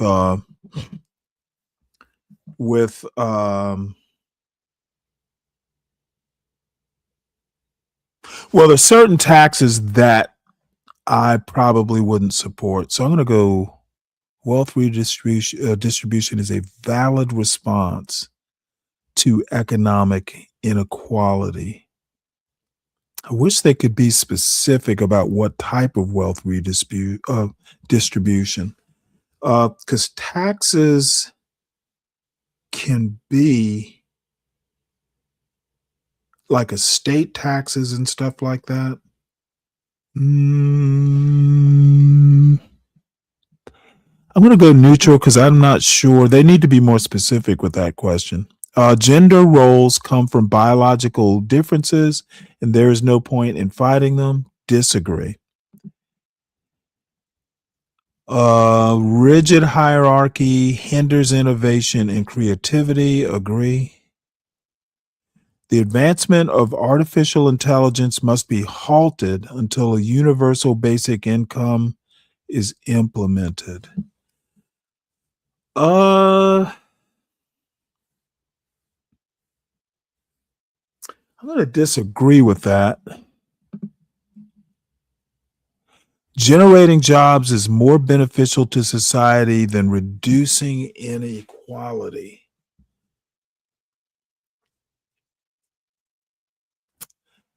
I'm going to go neutral because generating jobs basically is a means to reducing inequality. I don't like that question.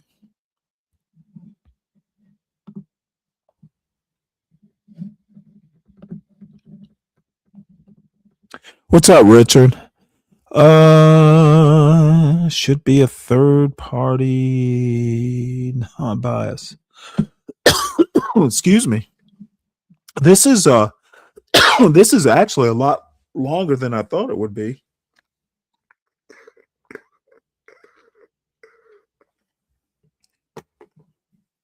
All right, let's see here. You know what? While I'm thinking about it, let's take a quick commercial break. Everyone, make sure that you hit the like button and make sure that If you are new to the channel, please subscribe to the channel. As you can see, we sometimes do some I consider fun things. Other people don't. But I think, stuff like this, this particular quiz is to basically determine your political orientation, whether you are, I guess, left, right, or center. So I tend to consider myself a centrist, but we'll see if this quiz confirms. Let's see. Nothing can ever justify torture. That's a difficult one.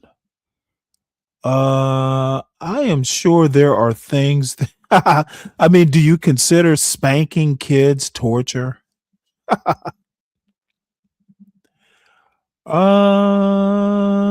Nothing can ever justify torture, but that doesn't mean you shouldn't use torture.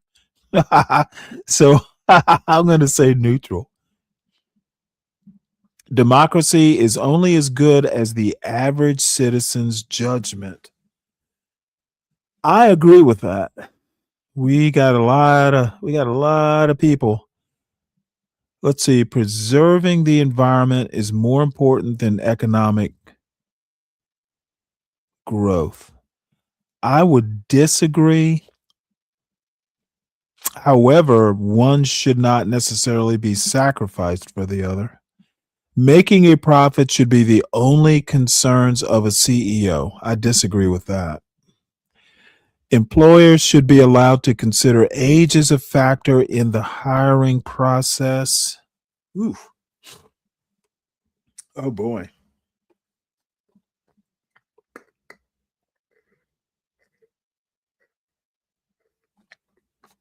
Again, I don't think this is a very good question. There should be minimum ages. You can't hire a 2-year-old to be a CEO of a company.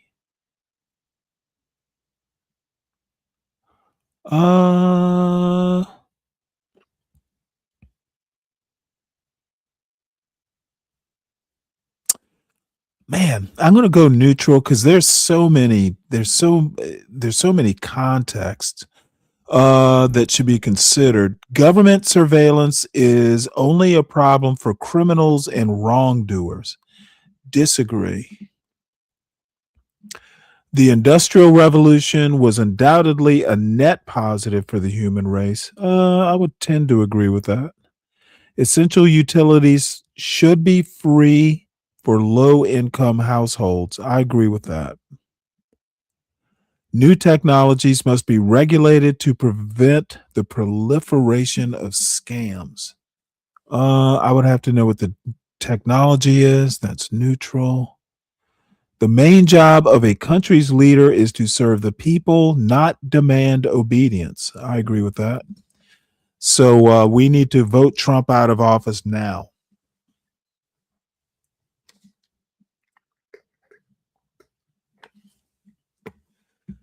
All right, let's see. Arts and sports should not be funded by the government. I disagree with that. Affordable housing and education should be the government's top priority. I'm going to go neutral on that. I agree that the top priority should be defense.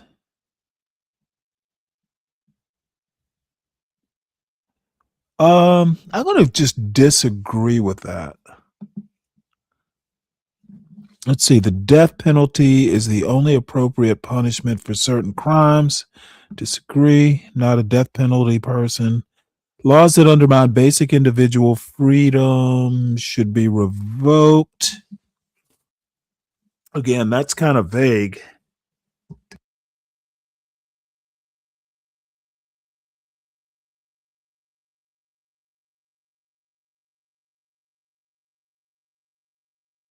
I'm going to go neutral on that because that's a very tricky question there.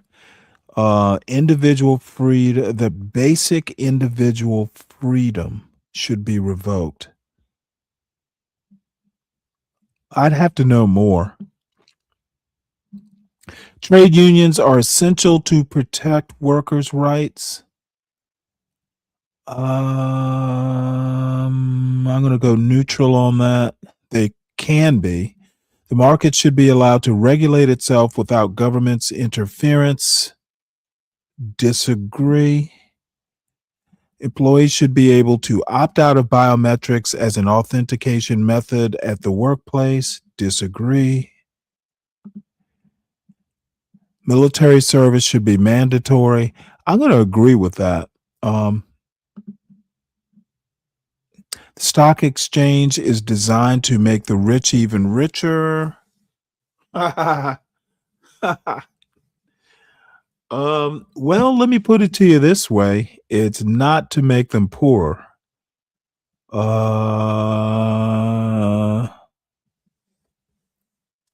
thing is it's not technically designed just for the rich.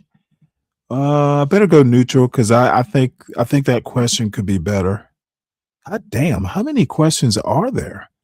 Those who can pay should have access to better education.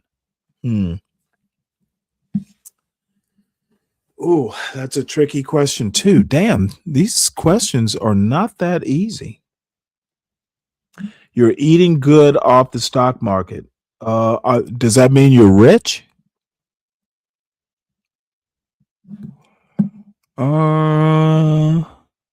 Those who can pay should have access to better education. I don't like the way that question's worded either. Is that implying that those who can't pay should not?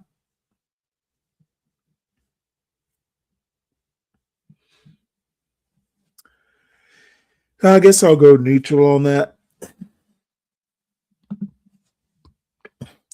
National security should not be above personal freedoms. Disagree with that. Sometimes it has to be. Homeschooling should be discouraged to avoid social isolation and academic blind spots. I disagree. I think if a parent decides to handicap their child by homeschooling, more power to them. Protesters who damage private property should face heavier. I'm going to go neutral. They should face whatever's on the books. A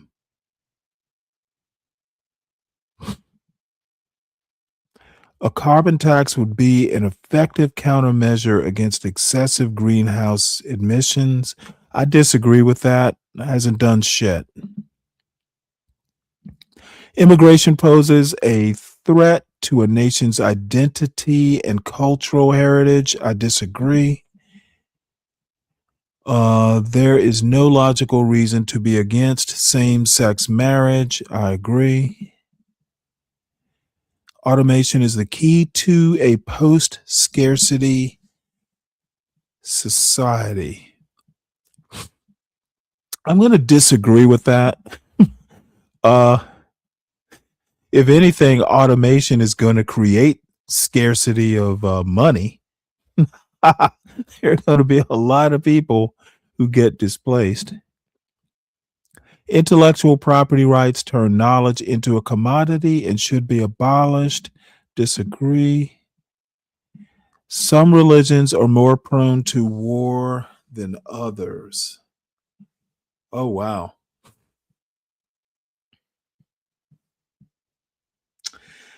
I'm going to say yes.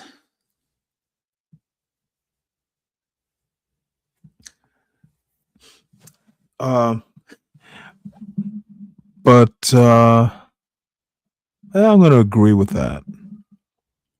Let's see. Ex-convicts should be allowed to legally change their name so they can start a new life. Oh, I disagree with that.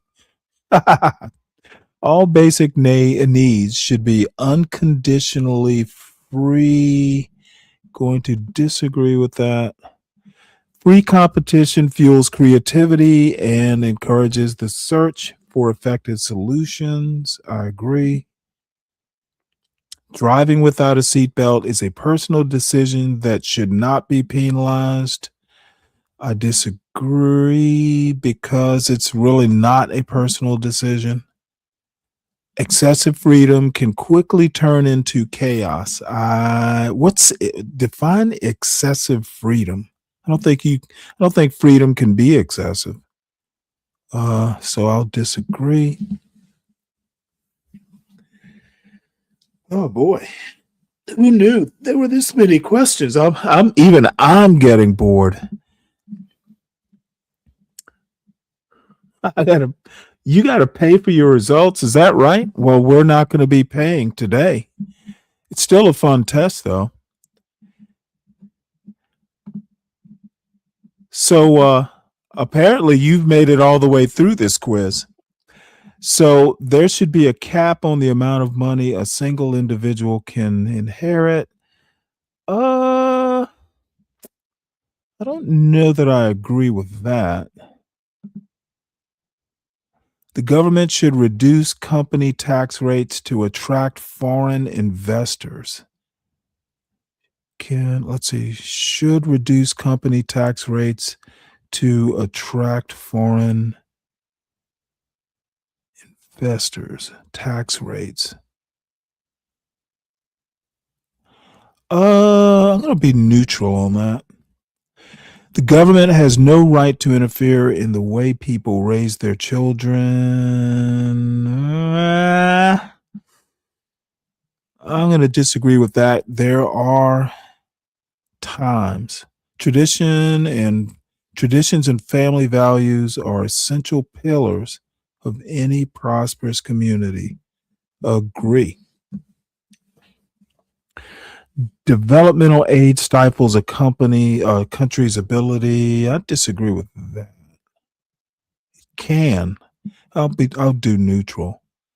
Let's see. Without proper regulations to keep them in check, companies will always put profits over ethics. You know what?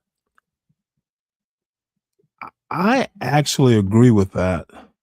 They'll cut corners. In matters of national security, public opinion should not be a factor. Disagree with that. Alliances between political opponents are often the only way to get things done. I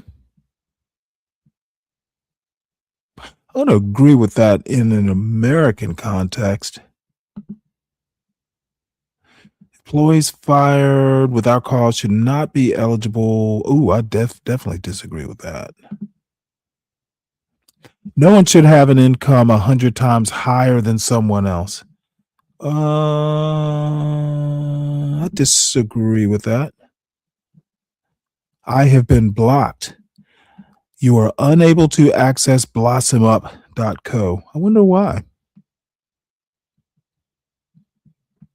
I wonder why.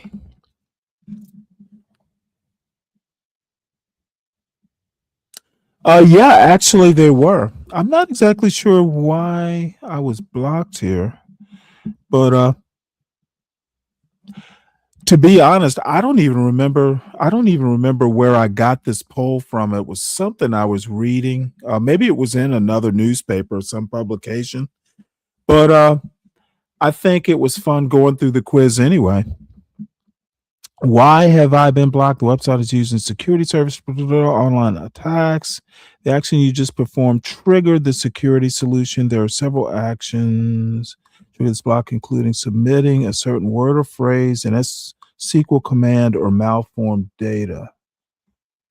Let's see. Let them know you were blocked. You can email the site owner. It's not that important. So the next poll is from the Washington Post, and I will assume I won't be blocked from that because, God damn it, I pay this subscription. Let's see here. I should be able to gift this article. Let me see here.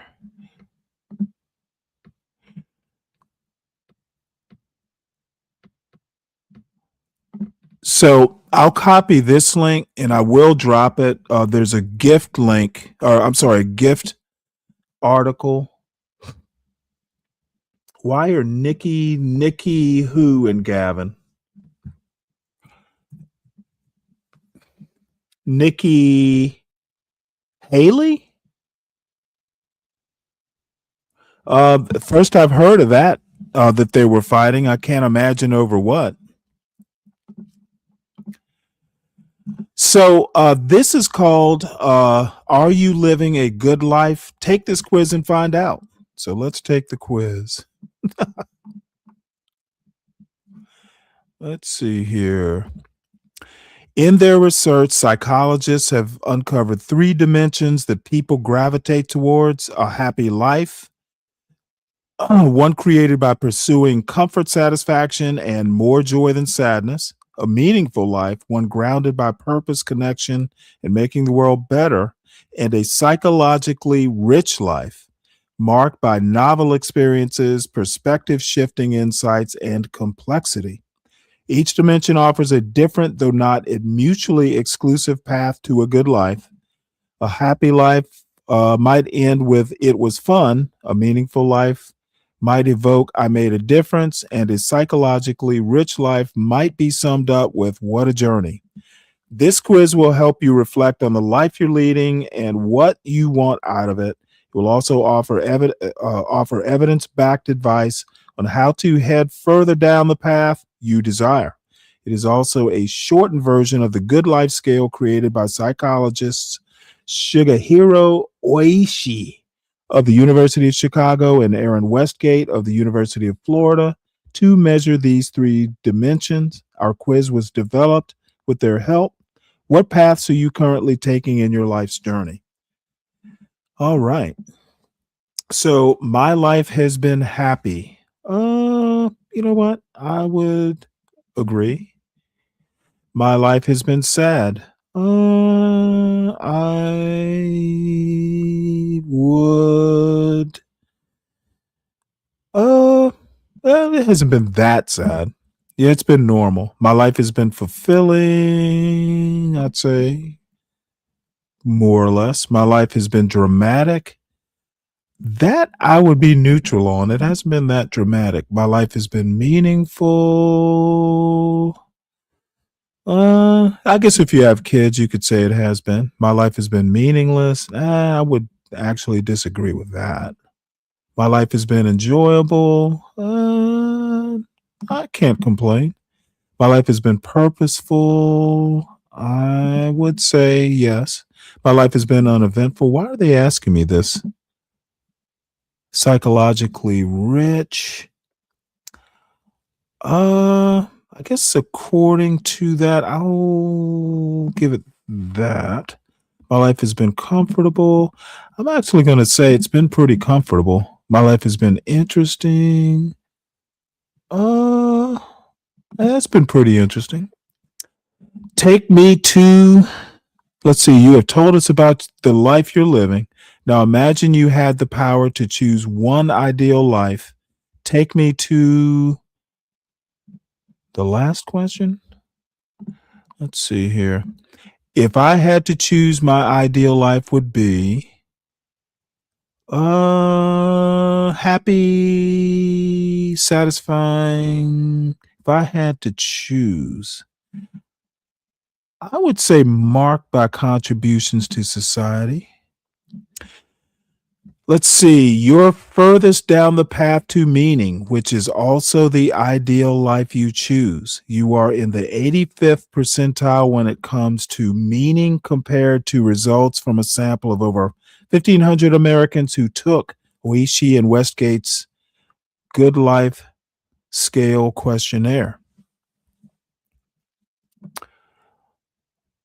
It can be daunting to reflect on something that seems big, all-encompassing, and existential, but such self-reflection can help you better understand yourself, where you are, and what you most value, which may provide a roadmap for where you want your life to go. The good news is that there are many ways towards your own good life. Take it one step at a time and focus on the path you currently value the most. Here's some advice on how to take that next step towards your ideal life. Step 1, get off of YouTube.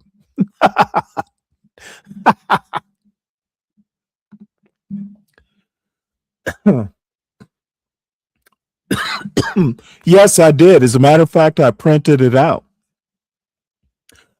Oh, Nicki Minaj and Newsom fighting over the government sticking their noses in parenting. Drop that link. I definitely want to see that. If their firewall settings, you mean on this Washington Post quiz? It's a gift article. There should be no firewall. Did it not come out in the? Oh, you know what? I own the channel. I should be able to drop it. I see it in the chat, the ones I did. Oh, the Washington Post. Stanley did not read my email I sent him last night. Yes, I did. I printed it out, Kimmy.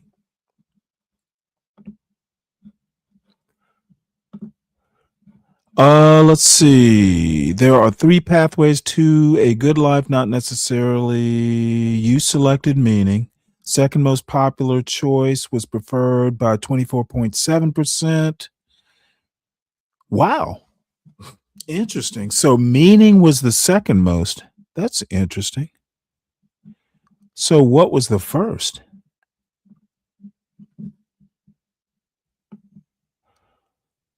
Let's see here.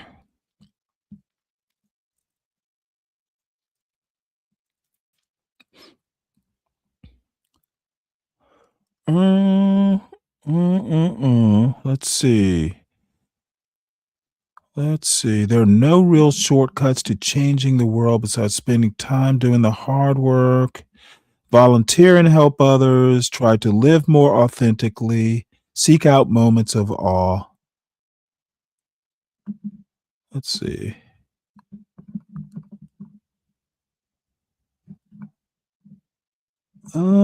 Let's see. All right. Well, meaning is basically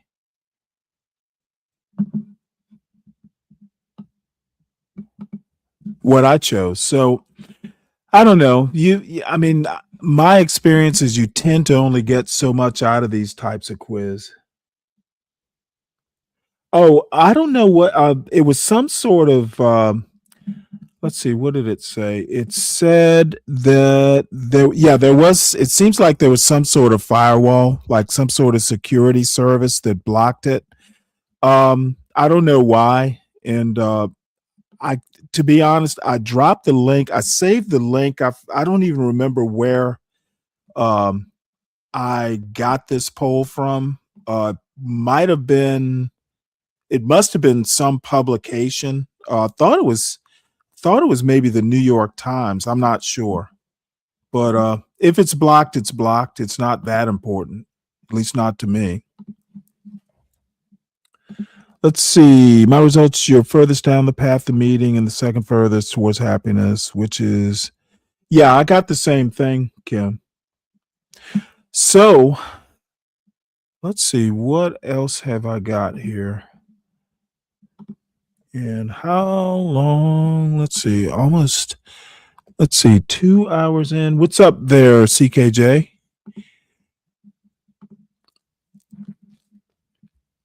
Let's see. Tiffany's farm. Oh, she was 9 days in the hospital. Damn, what happened to you, woman?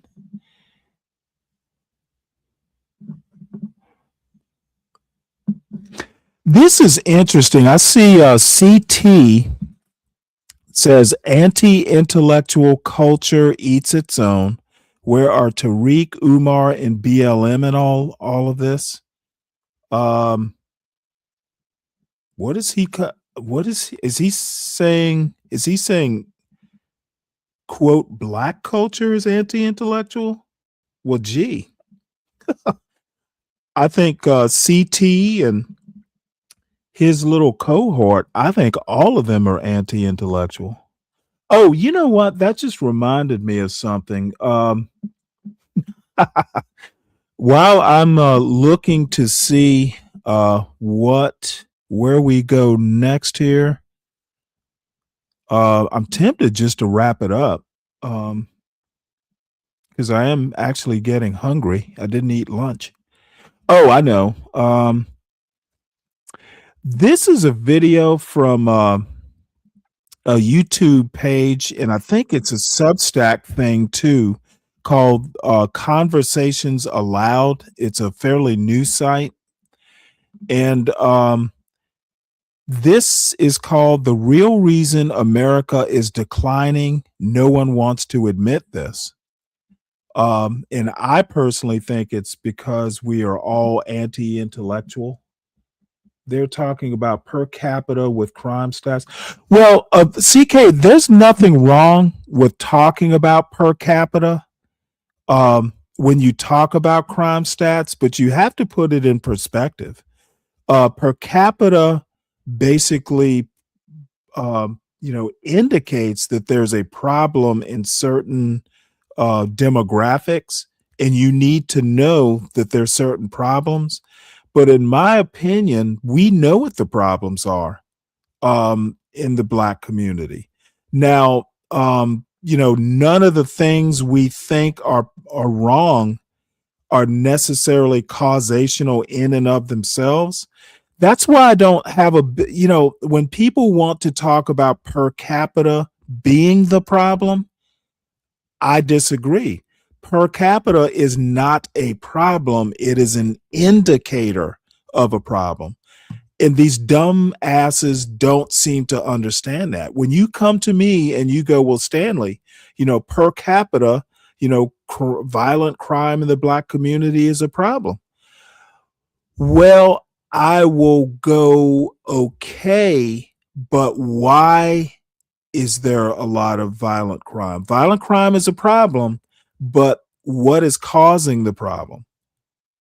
What are the reasons? There are problems causing problems. It's a cascading sort of deal in my mind. So per capita isn't the problem. It is the result of problems. I might frame it that way. Violent crime is a problem, but what's causing? What's creating? What conditions are making people or causing people to resort to violent crime? And per capita is just an indicator. It's not a problem in and of itself. Yeah, on delete cascade. That's funny, Richard. But that's why when people want to come and start talking about per capita, yeah, thank you. We know there's a problem. Thank you. We don't need you to harp on the per capita part. Now we need to talk about what's causing the per capita, the violent crime. So that's actually pretty. You know what? I might just fucking make that a show title. That's a good show title. Let's keep that one.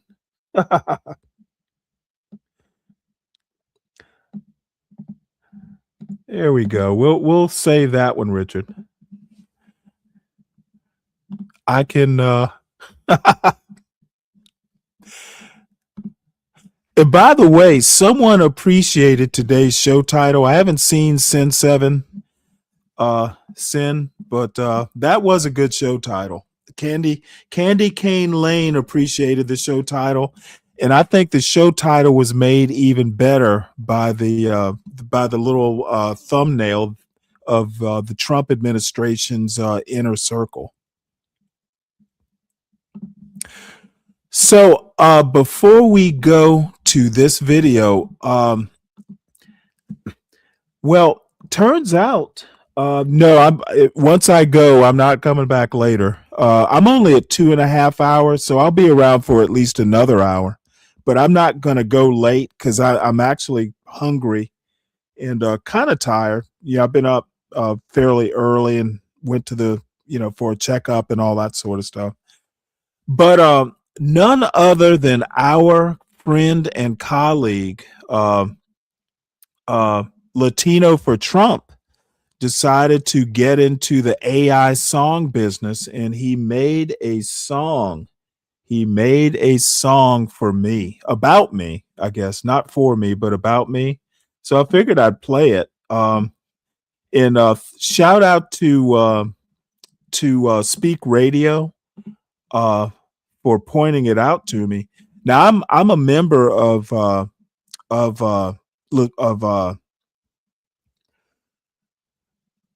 Universal Jones's Discord, and Latino put it on Discord, and I didn't even know about it because he didn't tag me or anything. So somehow or another, Speak Radio saw it and DM'd the song to me. And I'm going to say right now, it sounds like Latino for Trump is in love with me or something. It was just, it's a weird bonker song.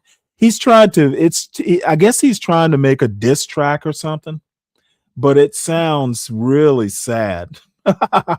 I'm like, dude, this is not this. You are no Nightish doing a John Galt diss song. This is just sad. So let me know if y'all can hear it. I'll play it for you.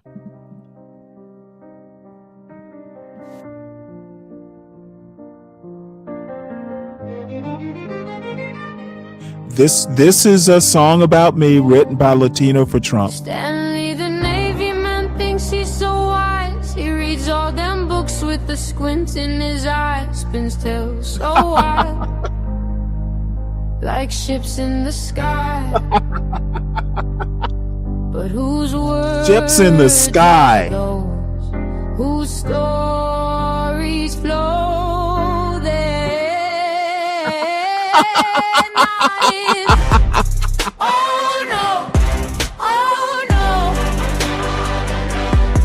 Stanley, oh no. Tell me what you know, not a page you stole.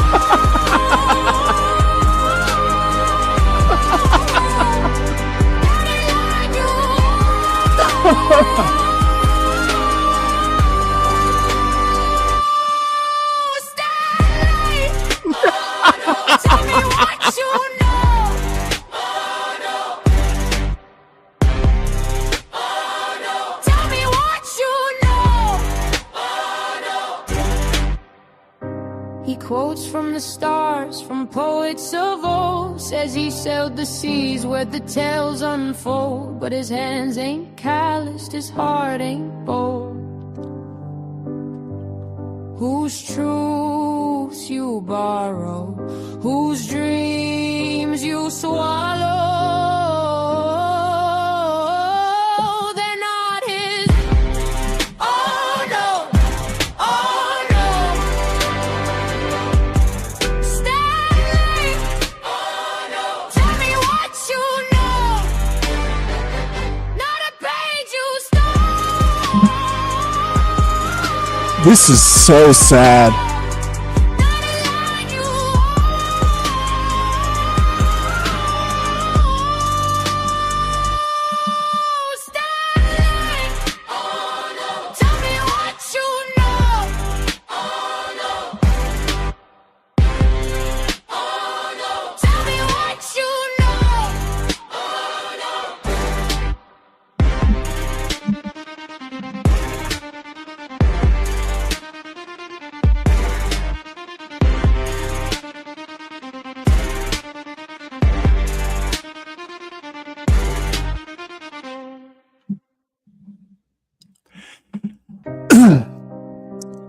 Yeah, okay. I don't think we'll repeat this. I'm going to tell you the answer, Richard, is no. This is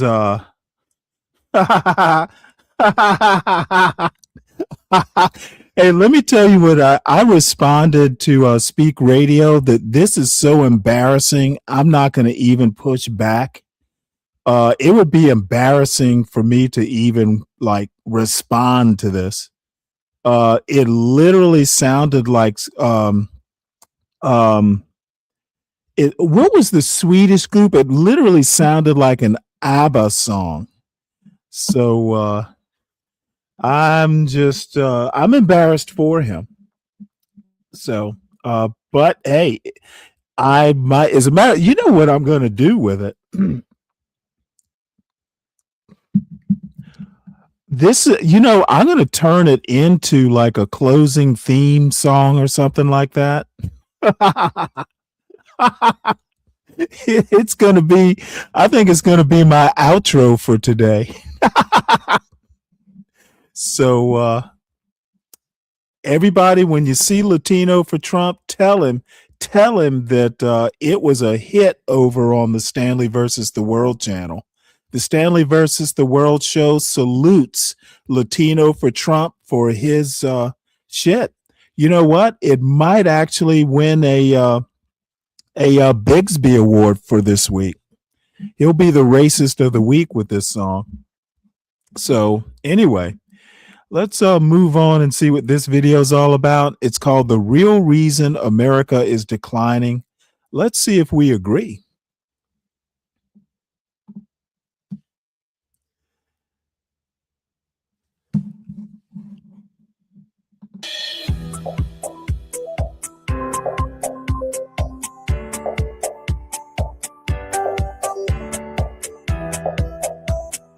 Welcome to Conversations Aloud. Today, we're discussing the challenges that America is facing at the moment. And boy, does it look like there's a lot of challenges. And where those challenges truly come from. Our guest is Tony L., a writer and an advocate for truth. He believes America's greatest threat isn't China. It ain't Russia. But Americans themselves, specifically the lack of knowledge among the population. So we'll dive into what that knowledge or lack of knowledge really is in relation to. He's also the host of the Project Third Eye Open podcast, where he explores deeper truths about history and identity. Welcome to the show, Tony. Thank you. I appreciate you having me on, Habib. Thank you very much. I'm looking forward to a very spirited conversation here. Same over here, really. Same over here. So great to have you on. To start off things, to kick things off, do you think that America is in this kind of Roman Empire moment of decadence, of division and decline, or is that just an exaggeration by the media? No. Actually, I've done a couple of productions on this very topic. Actually, I did do one. I think it's remembering Rome or something like that. The lessons of Rome. History, as it says, often rhymes, not just repeats. And I'm more and more getting kind of disaffected with this idea that we're similar to Rome. I don't know. I see no reason to make that comparison, to be honest. When you know your history, you'll be able to see the similarities, because nothing's new under the sun. Literally, nothing's new under the sun. And when you look at empires before, I think it's been said that the longest empire was 200 years. We're well over that. So we are definitely, some would say, riding on fumes. And it's only due to the fact of so many people, our leaders before, had real reverence for our Constitution. Our Constitution is the longest living governmental document ever, and still in existence. England has had several new ones. France has had several new ones.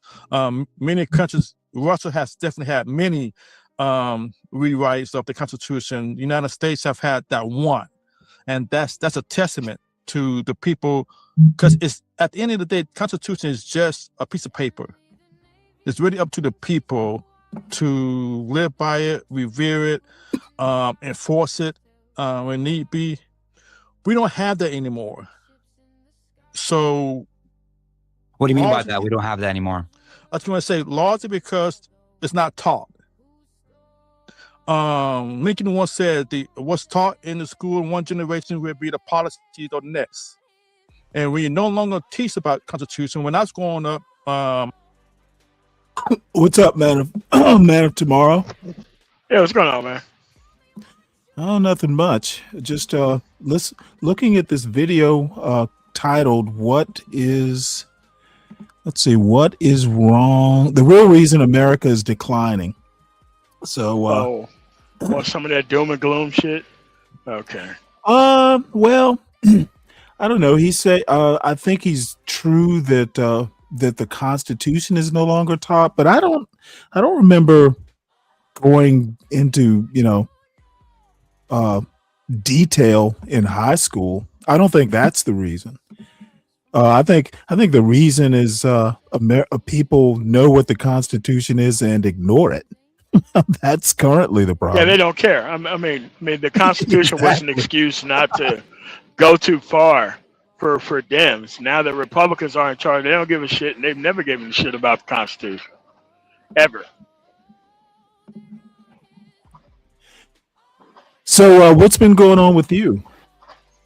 Not much, chilling. I was in places in South Carolina last week,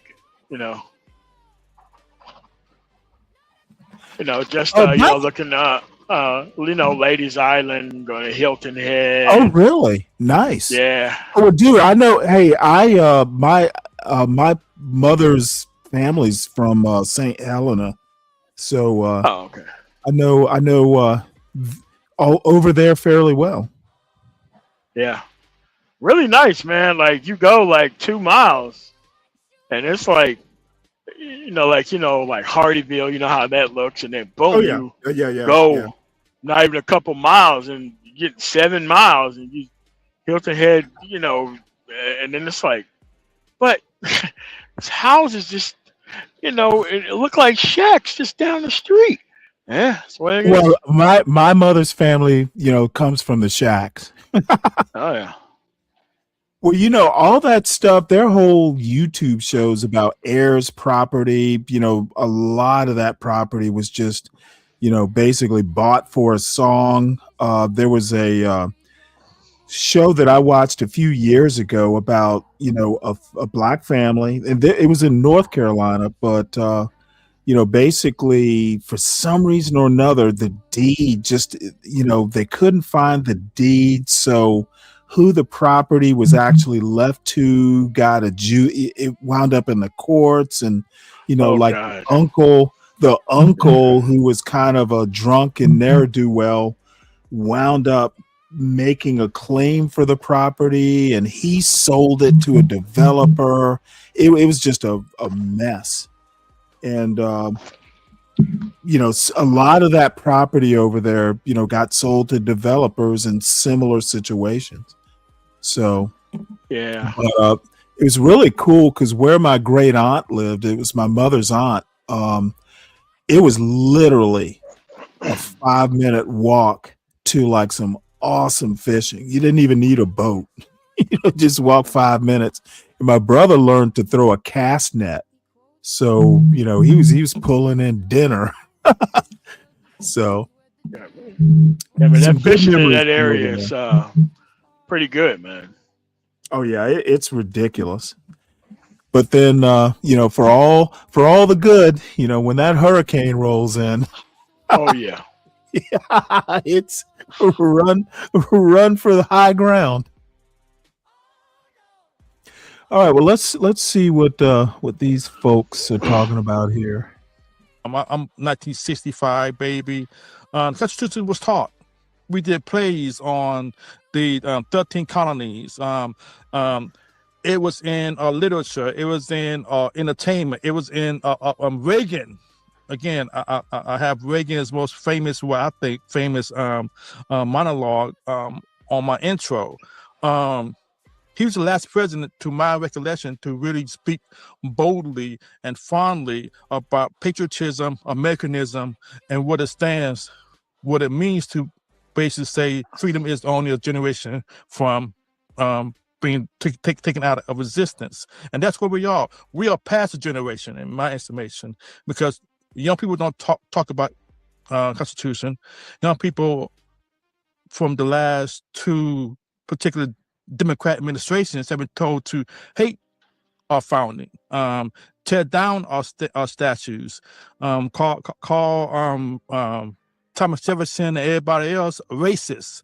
All this other nonsense that America is a racist country. All this other, there's totally unfounded nonsense, gibberish, but nobody puts back on in public. So it stands as truth in so many young people's minds. You have more people now 19 to 30 want to be socialists. That was been unheard of in my generation growing up, because we know that this is the greatest country on the planet, with all of its warts, with all of its imperfections. No other country stand up against the United States when it comes to the Constitution. Yeah, I mean, so you're what you're saying is that it's the education of what the Constitution is that's failing America, and what's causing this kind of Roman Empire kind of process, this kind of event that's happening. Is that intentional, that people are not being educated about that? Because it seems like it was there, and suddenly people don't understand what the issue is about. Do you have any idea of why that is, where this is coming from? Sure. I mean, America in its creation was designed against the popular notion at the time, because if people understand that all other countries before the United States was established dealt with monarchy. England, European powers, either monarchy or they had tyrannical rulers. There's a country that can not only say that man could govern himself, that they can succeed at doing so and dominate the world by doing so. America is like less than 5% of the world population, but we have dominated the world since particularly World War I. Right now, if you understand, Europe, the European powers came together to create their own United States per se in the EU, for that purpose, to combat United States. This isn't doing what I thought it would do. Sorry about that. I had to step away.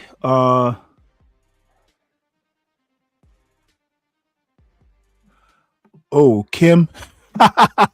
Kim didn't like your Republican comment. Oh, which Republican comment?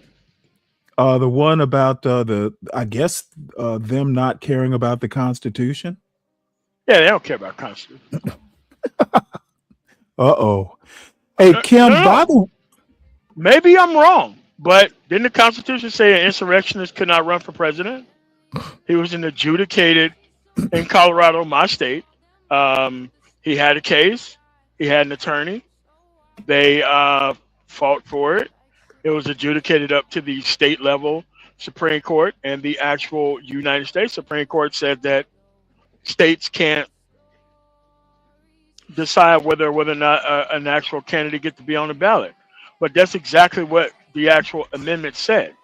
So, right. Well, I mean, well, the way they went around it is saying, "Oh, hey, it affects other states," which of course I don't even exactly. I don't know. I think the whoever, the people behind the amendment probably recognized that it would affect other states. So of course, but the only thing you needed was one instance, one case adjudicated that this is what happened. And he had an attorney. He didn't have a good defense. He didn't show up in his own defense. And, the guy kind of had limited stuff to go on. Well, there was a bunch of witnesses, and, personnel just don't want to understand that there was a trial. Now, in Maine, it was more of an administrative hearing, but it's still a preponderance of the evidence. But in Colorado, there was actually a trial. And I have to let people know that. And it's like, well, how come you don't know that there was a trial in Colorado? Well, wait, hold it. Did it go up through the Colorado Supreme Court? Yes.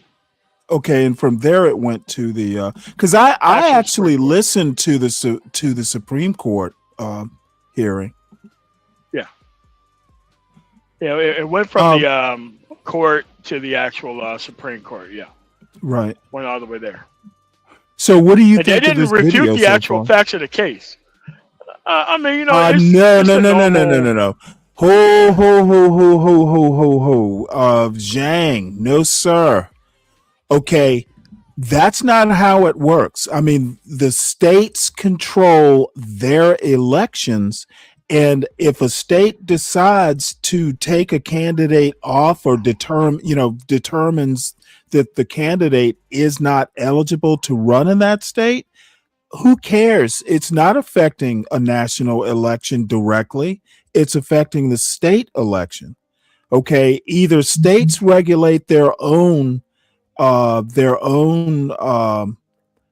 dictate their own rules and who's eligible, or they don't. Okay, essentially what the Supreme Court did was necessitate that well, they basically didn't follow the Constitution. They do what lawyers do, which is, reason their way around the plain language. The language is plain. And I suspect they're going to try and do that with the 14th Amendment as well. I await how they do that. No, they're just going to limit it, and then once they get out of office, they're going to expand the Supreme Court and bring all this stuff back. But never forget what happened when the Republicans got total power. Nothing went well for working class people. Right. Nothing. And Zhang, by the way, where does it say that a single state cannot dictate the terms of a national election? The Constitution doesn't cover it. Okay, but it does cover that a state can determine who's eligible and who's not. In my opinion, they just That's why they have the eligibility requirements. That's why they have that. Right. Well, there's nothing. We need to undo the Civil Rights Act. Well, see, that's what MAGA folks do. Just move the goalpost. We're not talking about civil rights. And civil rights, well, I'm not even going to take that bait. Bottom line is that it's just that. Ask a simple question: why was there a need for a Civil Rights Act in the first place? And then you just walk away from the conversation. Oh, I'm not going to even take that up. He wants to basically get away from what I'm saying, which is there's nothing in the Constitution that covers national elections. Nothing. But the Constitution does cover what a state can do and who controls elections. Yes. Elections, even national elections, are not.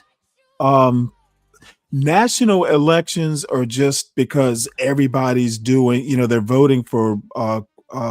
They're voting for national office holders, but there is no controlling mechanism at a national level for how even federal elections. There are regulations and stuff like that, but the states control the nuts and bolts. It's all state level. It's all state level. Right. And the Constitution talks about states, but it does not talk about anything national.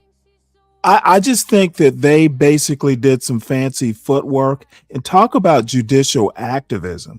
Okay, Yeah. Republicans Talk for about legislating decades- from the bench. Exactly. That's exactly what they did. Bush v. But Gore, legislating from the bench. Right. But I absolutely love this statement here. That's like a doozy. A single state cannot dictate the terms of a national election. Where is it written that they can't? So thank you, George W. Zhang. Bush won by Ohio. One state did actually. 2008. No, 2004. Yeah, and that's so funny. A one state, Florida, essentially.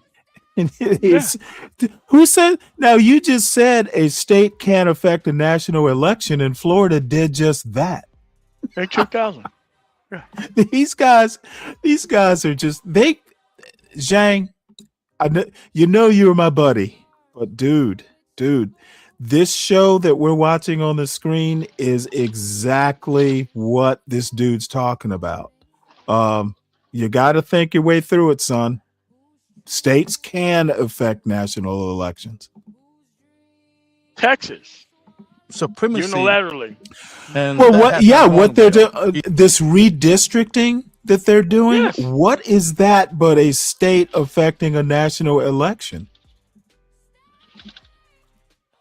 So these guys are just again. MAGA just gonna lose is on not one thing, known. Move the goalposts, lose on another thing, move the goalposts. That's just what they Well, used to. MAGA is not known for its thinking beyond the immediate situation. So, Oh, of course not. Either economically, militarily, socially, culturally, America still dominates. As a country whose history is built on controlling men, America had to be taken out.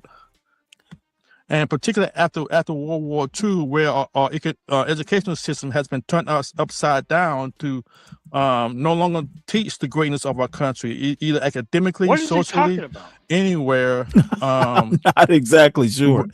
Essentially, what he's basically saying that America is declining because we're anti-intellectual. We don't, care about books or knowledge or anything like that.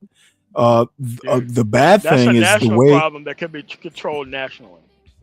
Well, he's inarticulate in saying it. He's not the best messenger for this particular message. Yeah. Hold on one sec.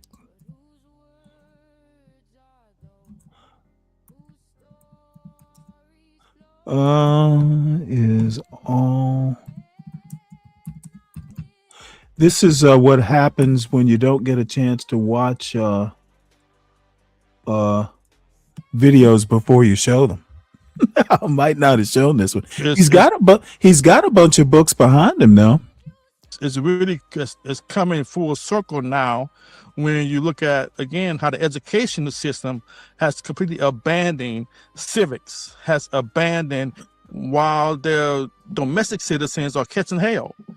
That would never been allowed. Now you're being thought of 10, 20, 30 years ago, but it's done out in the open because Domestic people not the catching love hell? and reverence The for our fuck you talking country about? has been so demonized. Nobody wants to stand up for our country anymore. Everybody stands up for the flag, doing sporting events and 4th of July, all this other nonsense. But really counts for people to stand on the square.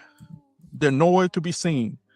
And the feminization of our culture has definitely aided to that because men do not know how to be men anymore. So just to, you said a lot of things there.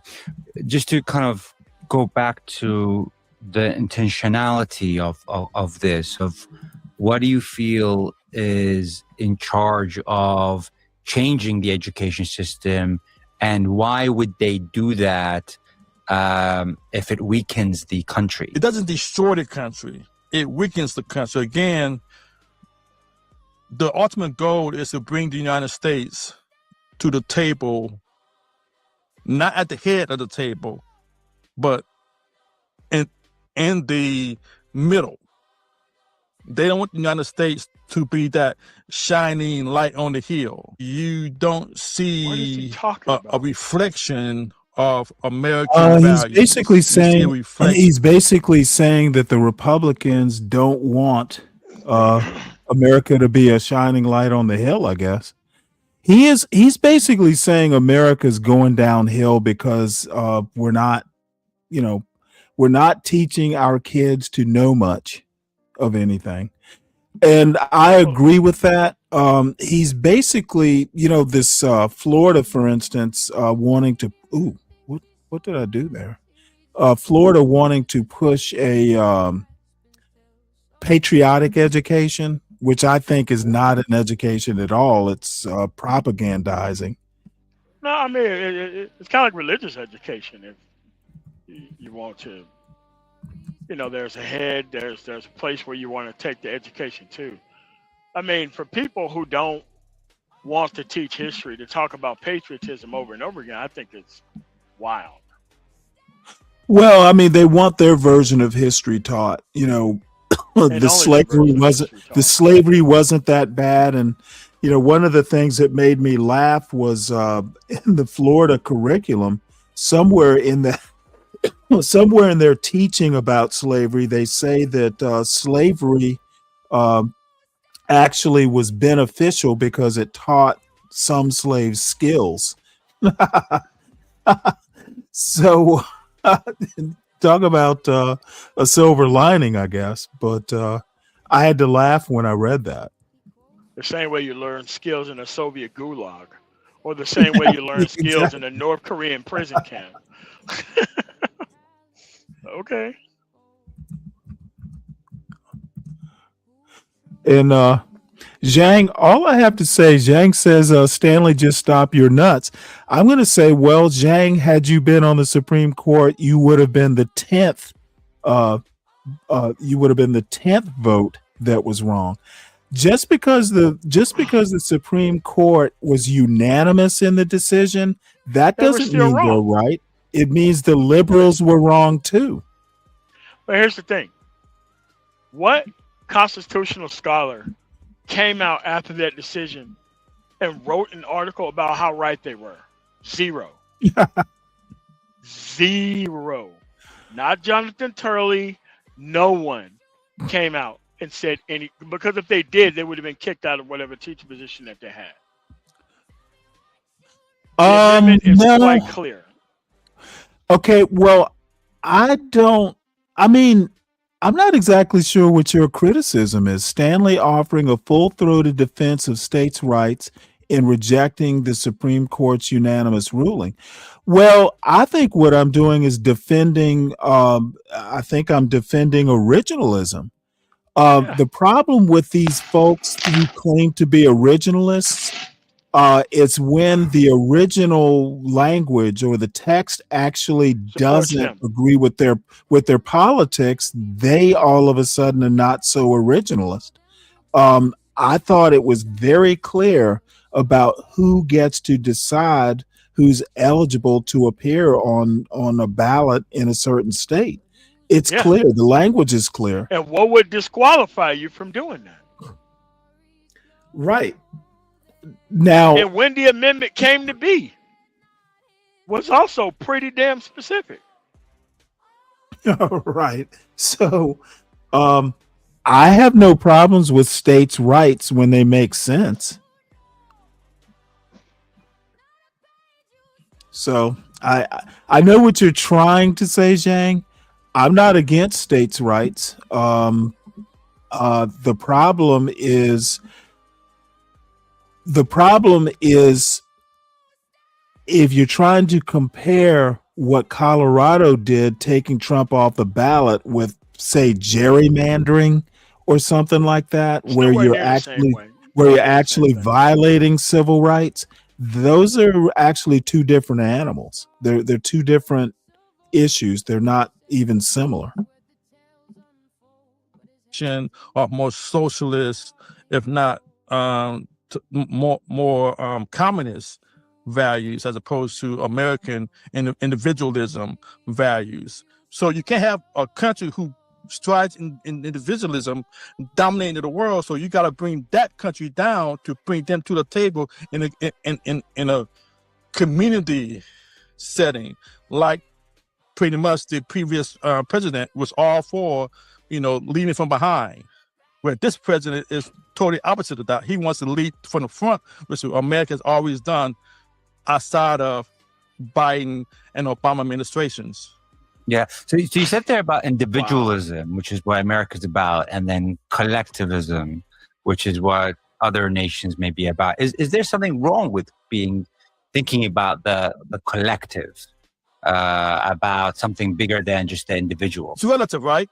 So, like, with you or anyone, if someone threatens my family, we got a problem, but my neighbor, it depends on how close we are. Yeah, I'm thoroughly confused with that. If they got a problem, if they threaten your family, they've got a problem with who? With you? I don't. I'm mean, lost it there. sounds bad. It sounds boastful. It makes you think you sound like a badass, but it just makes you sound weird. Like, why the fuck are we going to that? And it's like, whenever you hear somebody start bringing up communists and socialists, they just don't want equal protection under the law. They're never gonna fight for that type of shit. They only want protection for whites and no one the fuck else. You know, and that's what they think socialism and communism is. You shouldn't protect other people in the country, just the people that they want you to protect. That's stupid shit. Well, to be honest though, even if I disagreed with him, he's so not good at speaking. It really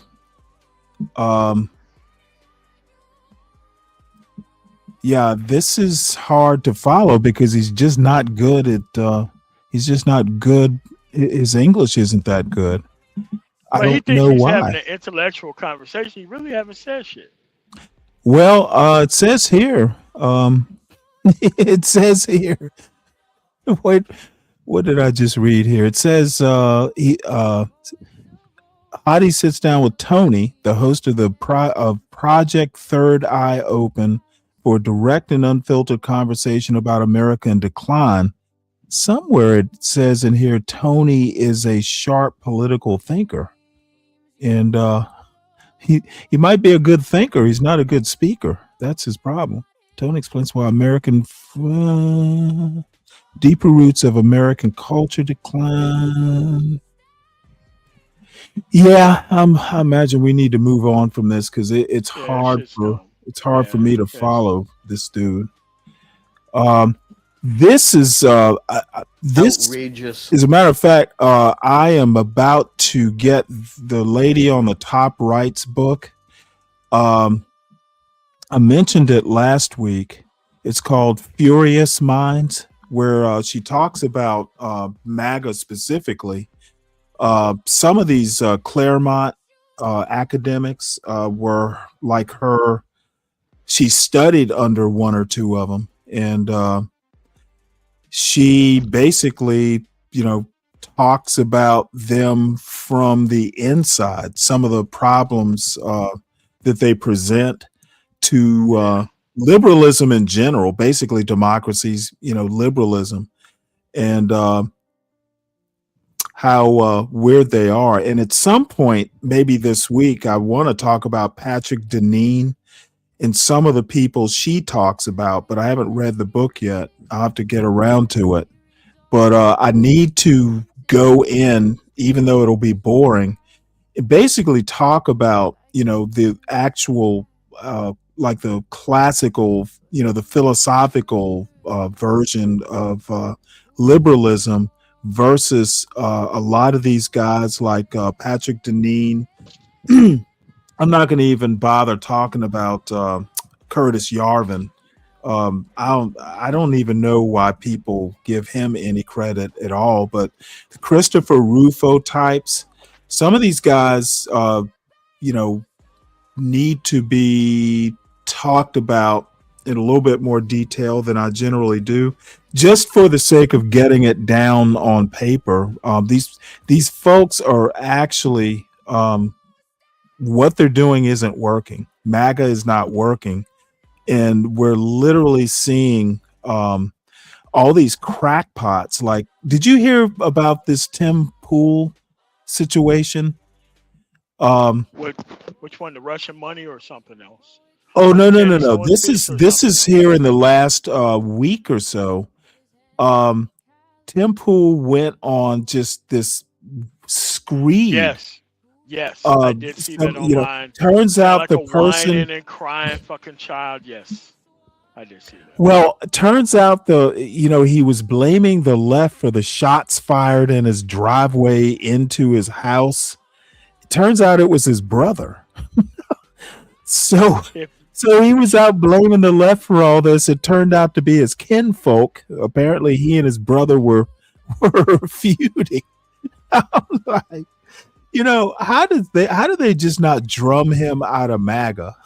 It's like I mean, the problem is, like like, dude, I just don't like mediocre white dudes with large fucking platforms who don't know how to fucking debate shit. You know, he took a whole bunch of Russian money, whole bunch of Israeli money, and if you did that shit on the left, dude, you would never be taken seriously. But the right, they have a mediocre white guy problem, and well, that's not only that, but that's Tim the issue. Pool, they let Tim Pool into the White House press corps. He Yes, they did. actually has. I'm like, they did what? Officer Tatum. He I was mean, but he literally let they a lot of fucking podcasters in there. He kicked out the real fucking media and brought along, exactly. you know, it's kind of like what George W. Bush did. You know, he brought in Jeff Gannon, a motherfucking male fucking prostitute. Nobody fucking did no stories on it. Totally okay.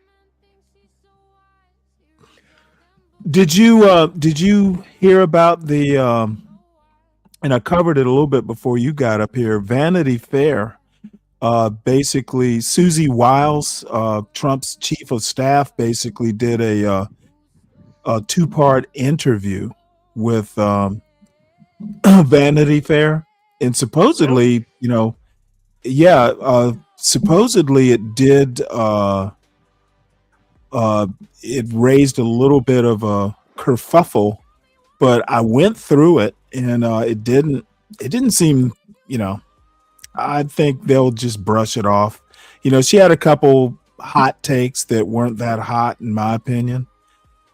But yeah, it's a two-parter. Wow. The media's been cut off, since Trump came in office. So Yeah, well, the New York Times is actually suing Hegseth. for what? Well, he went even farther. He tried to basically do what the White House did, where he basically imposed this vetting on all the major reporters. Basically, they had to sign like an Loyalty oath, shit. an oath, basically. Well, no, not loyalty, but basically saying they wouldn't leak.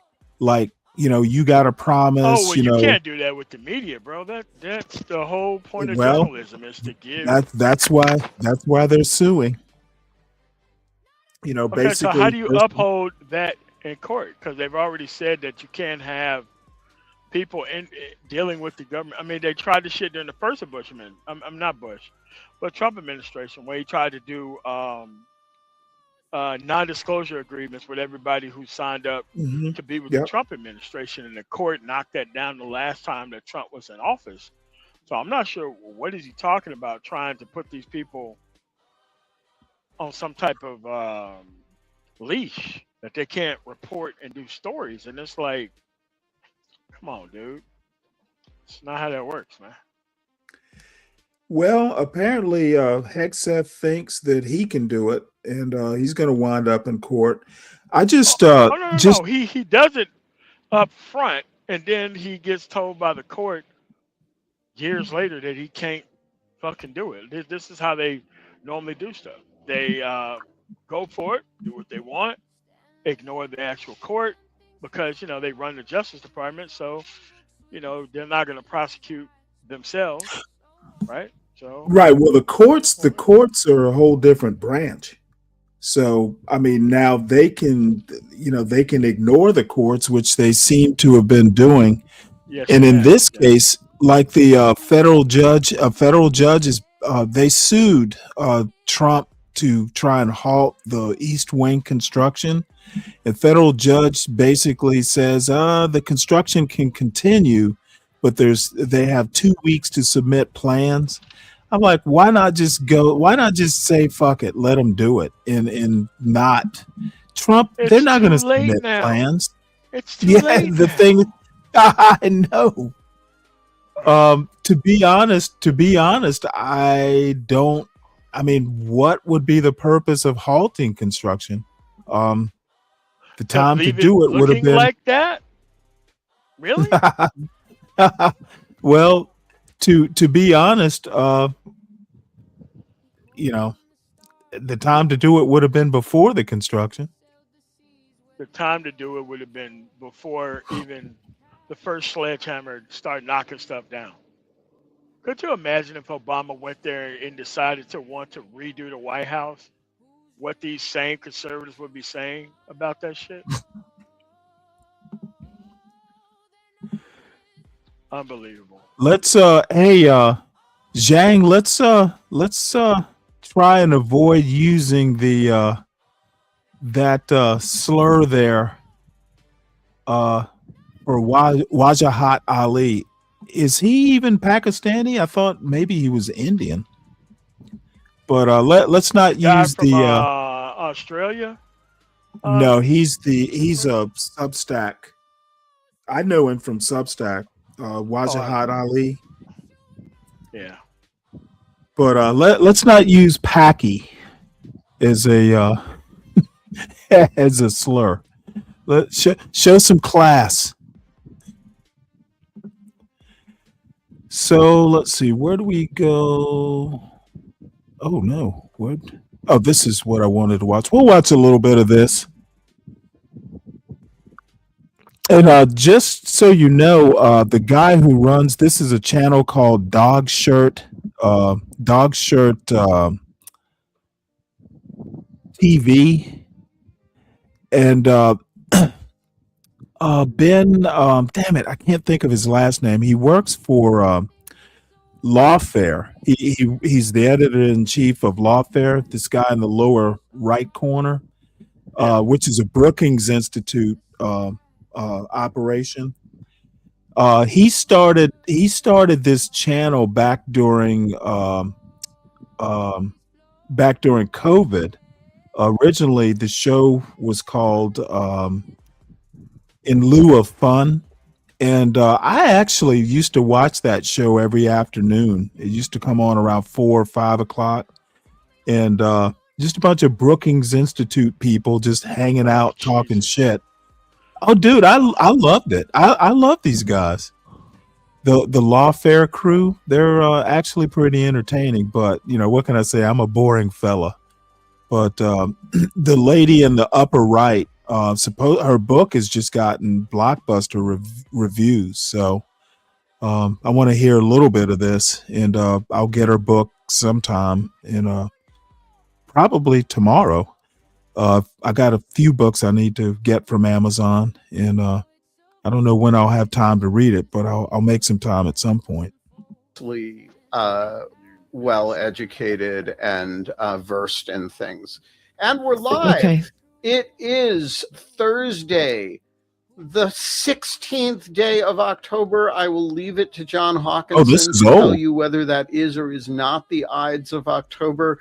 It is the year of our Lord 2025, and it is 8 o'clock a.m. And I forgot 2 days ago to wish you all a happy Shmini Atzeret, which is perhaps the strangest of the Jewish holidays, because I think it is a holiday that literally nobody knows what it commemorates. It's just there.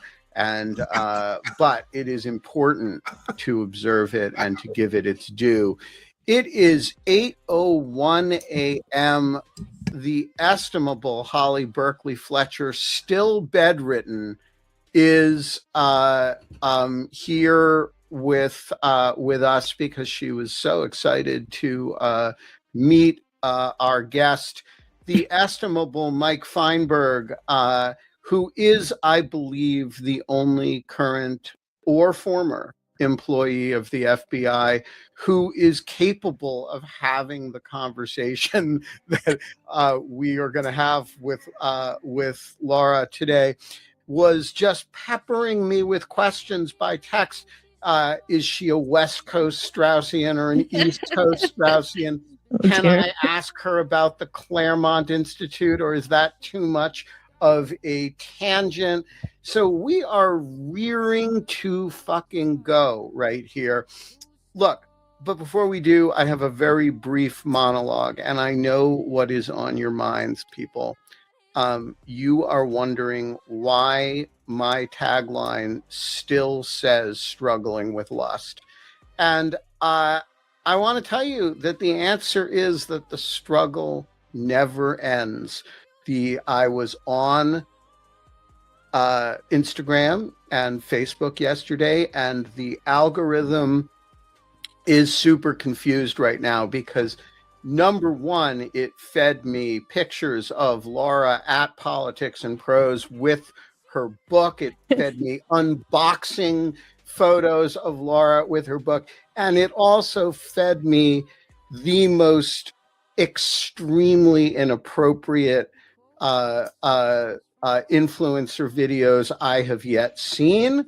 I'm not even going to describe what they describe. And it fed me more videos from people who probably went to high school with Holly, which are designed for people who are struggling with lust, and they are there to, you know, to grab, like, because they're, you know, attractive women who, you know, if you're struggling with lust, you're going to click on their videos, and then they tell you about Jesus and how if you're struggling with lust, they're there to help. You've been hanging out with me too much, Ben. I have been hanging out with Holly. This is basically an evangelical rickroll. It is basically evangelical catfishing. You must have clicked on something one time. No, I know exactly he just what knows it is. me. The history is I both hang out with Holly. And I don't know you, Holly. I have to learn more. And I have a book too. I'll send you my book. And I hang out with a whole bunch of young Ukrainian women. Oh, and if you my hang out with God. young Ukrainian women, the algorithm draws one conclusion about you, which is that you are a sick motherfucker.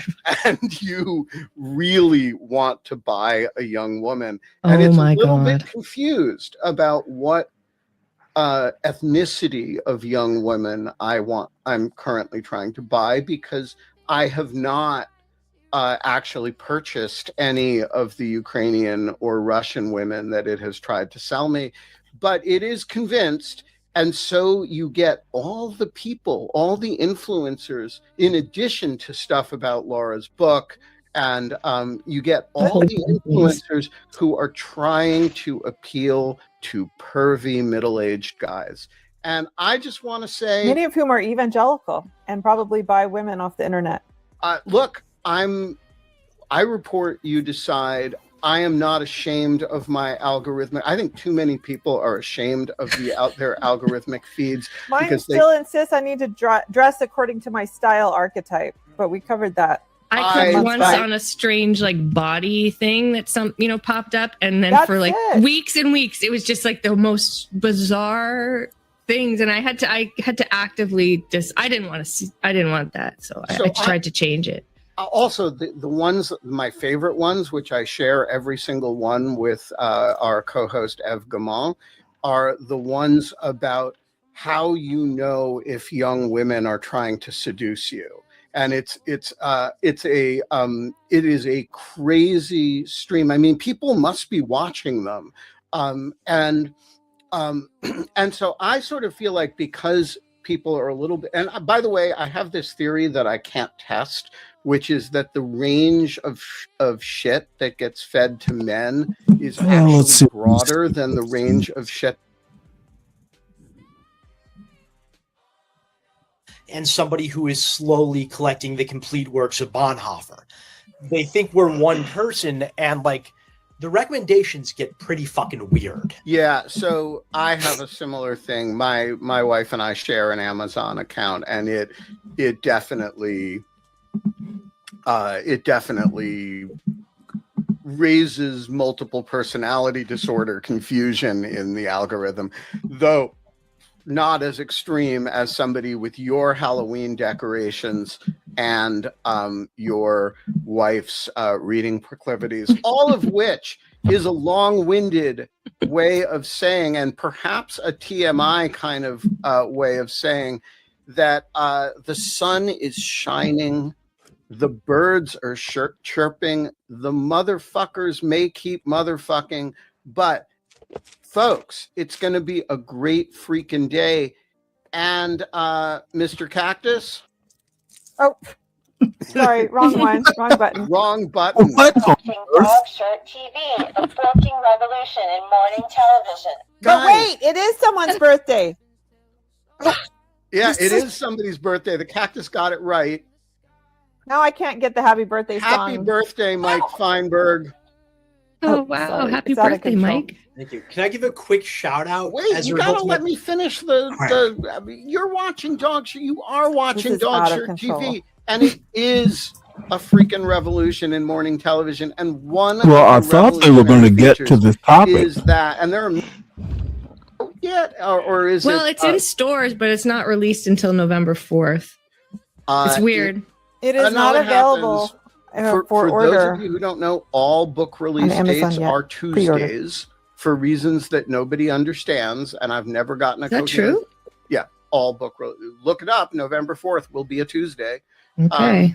And Laura, welcome to Dog Shirt TV. Thank you, Ben. I'm very pleased to be here. And you've been such a big champion, and I'm so grateful. So thank you. Really, I would tell you that our introductions are not usually that weird and raucous, except that they are. And that's one of the things about doing a show that involves no prep of any kind. I feel very comfortable. It's very welcoming. So thank you. Yeah, I can tell you, you will not have a weirder introduction than that. No other podcast or host you're going to talk to is going to talk about how the algorithm thinks he's a creep first. Laura, get us started by giving us a little bit of an overview of what the book is about and what it covers. Sure. So the book is it's an introduction and an overview of the what I call the MAGA New Right. So the title is Furious Minds: The Making of the MAGA New Right. And it's about the radicalization of the GOP, essentially, but from the view of a view from the top. So the elite echelons, the intellectuals who first started defending Trump in 2016 and then sort of grew a movement around some of those ideas. And so it chronicles sort of 2016 to 2024. And there's kind of a hard stop at the 2024 election, or I get a little bit further than that, but it's chronological, sort of, and thematic, moves through the different people. I profile the different characters. I try to articulate their ideas and give them, a fair shake. And though I'm very critical, and talk about the key moments where they kind of came together at the different conferences. And I dissect the movement, basically. It's kind of a bestiary, somebody called it, of the different people. But I try, I tried to do a bunch of different things in the book. I'm trying to expose the ideas, provide some clarity, because these people have been very vocal. There's a huge public record of what they believe. A lot of it's very extreme. I think they're driving some of the worst things that are happening right now. They're justifying it. They're driving it. They're not the only important thing about MAGA and Trump, but the book tries to really give a sort of full-throated articulation of all this and display of these different characters. And I can go through the different clusters and groups. It's kind of a clustered network, but it's doing that, and it's got deeper things going on too. I mean, I'm a political theorist, so there's other thematics woven in there, and I'm trying to. Yeah. So let's start before we do the survey of the sort of bestiary quality of it. And I want to say that's actually doing it a little bit of an injustice, because it makes it sound like you're sort of holding them up to ridicule. And each of these chapters is actually a pretty deep and pretty serious engagement with their ideas, some of which you're more respectful of than some of which you engage with in a very respectful way.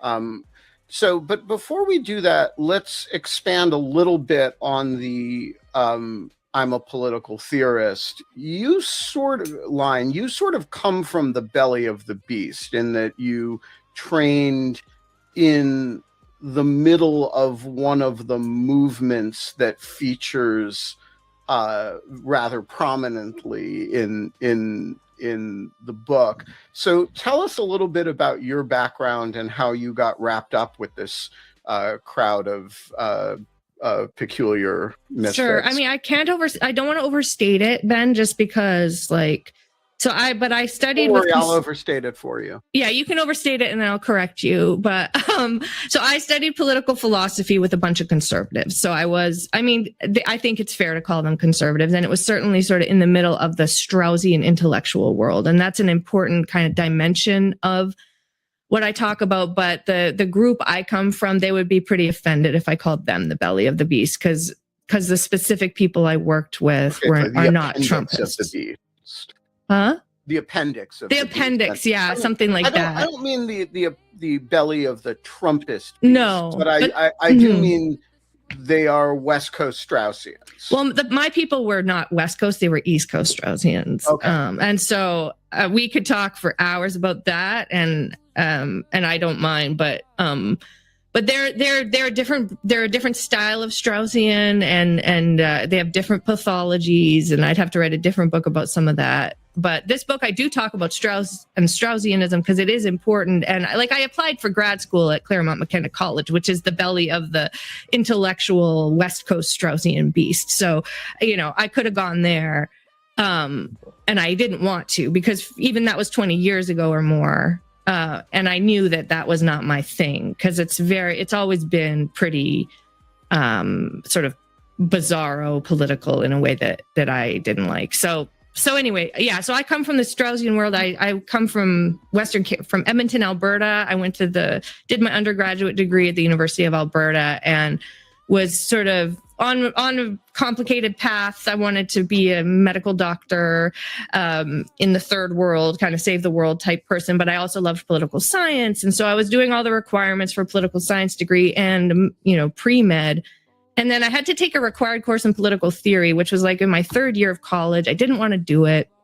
But it was a requirement, and I had a friend who had taken the course, and we were always arguing about. Anyway, I'll cut to the chase. Anyway, the guy who taught the course was this incredible professor, Straussian professor, sort of autodidact, who was just an incredible teacher. And he, it was Plato, Hobbes, Locke, and Rousseau, and I totally fell hard for it. I mean, it was just like mind-blowing lectures, and I joke in the book about being red-pilled by Plato, and there was something to that, because this guy just was a wonderful lecturer and teacher who really made you take it all seriously. And it was something that I had taken. I loved school, I loved my courses before this, but he just it was this eye-opening world onto politics that started in 500 BCE, right? So it was this very rich experience. So anyway, I fell hard for it, changed my major, dropped out of my chemistry classes, and made her parents proud. And just went for it. So I did my undergraduate, I did an honors degree, wrote on Plato. I did a master's degree there, wrote on Plato. And then I went to Texas for grad school and studied with these other Straussians and, continued political philosophy. So, very briefly for those, because it's kind of necessary for a lot of the rest of the conversation. What is a Straussian, and who is Leo Strauss? So Leo Strauss was a German emigre scholar who fled the Nazis in the interwar period and came to the United States eventually. And he was a wonderful classicist and philosopher who he's known for the rediscovery of what is called the esoteric tradition in political philosophy, and so had this very different way of reading these ancient texts, conceiving them, I think quite rightly, though there's a lot of different ways to understand this, as sort of these multi-layered, that's perfect, the multi-layered works of political strategy, and with a lot of hidden meaning. You have to draw out like you're a new critic, and it's a Shakespearean text. It's a Shakespearean text. It's fine-tuned for different audiences, and a lot of it has to do with the radical ideas that it contains that you don't want to share openly because they're dangerous and they can get you killed, like Socrates was killed, that kind of thing. So there's a lot to it. I'm not a apostate from Straussianism per se, but so he sort of built the school of thought and has all these teachers, and it's kind of a cult-like thing, but he's got a lot of famous students. Alan Bloom. Oops, just so people kind of know why I'm watching this. I'm fascinated by political philosophy, and it has been fascinating watching. I'm fascinated with how MAGA started and then the rush to fill in that intellectual void. MAGA has no, in my opinion, MAGA actually had no intellectual underpinning at all. This is basically people trying to give it one just so it can be taken seriously. And I guess, giving it an underpinning would give it possibly some staying power. I just don't see that happening. I mean, it's Shit's like gone. trying to give As soon as Trump leaves office, shit's over with. Just like I how, suspect. people I thought that the suspect George it'll W. shit was actually. gonna go on forever too. Yeah, gone. Well, to me, it's really kind of like an extension of the Tea Party. It So is. No, it's the same grifters, the same people, same organizations. They just try to change it into something else. It's the same people. Lupin, how you doing, man? It's good to see you. Yeah, great show. It's an eclectic show. Good to see you, man. Was probably the most famous. Harry Jaffa is the one that matters for the story now and the story I tell in the book, because he's the leader of the West Coast Straussians who inspired the creation of the Claremont Institute, which probably the audience has all heard of. So funded and wrong. Just so you know, Cheeseborough, is it Kenneth Cheeseborough? I can never remember his first name. Kenneth. Yeah, it's Kenneth.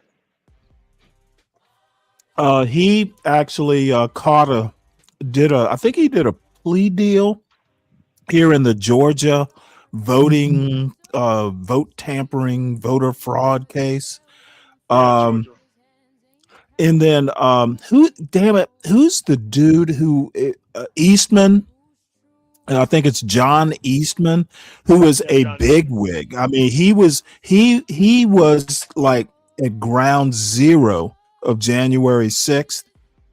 I've read how he and Trump, basically no one would do what Trump wanted done at the Justice Department, and until Eastman stepped in and said, "I'll do it." So those are West Coast Straussians. As a matter of fact, John Eastman is like a dean of some law school out there. Pepperdine is in that orbit out there. Ken Starr was one of them. He's gone now. But this West Coast Straussian thing, it all started at the University of Chicago, and they wound up out there. And apparently there's some folks at Texas. It is a fascinating, if you're into like, if you're into, political science, political philosophy, political theory, these guys are fascinating. And terrifying.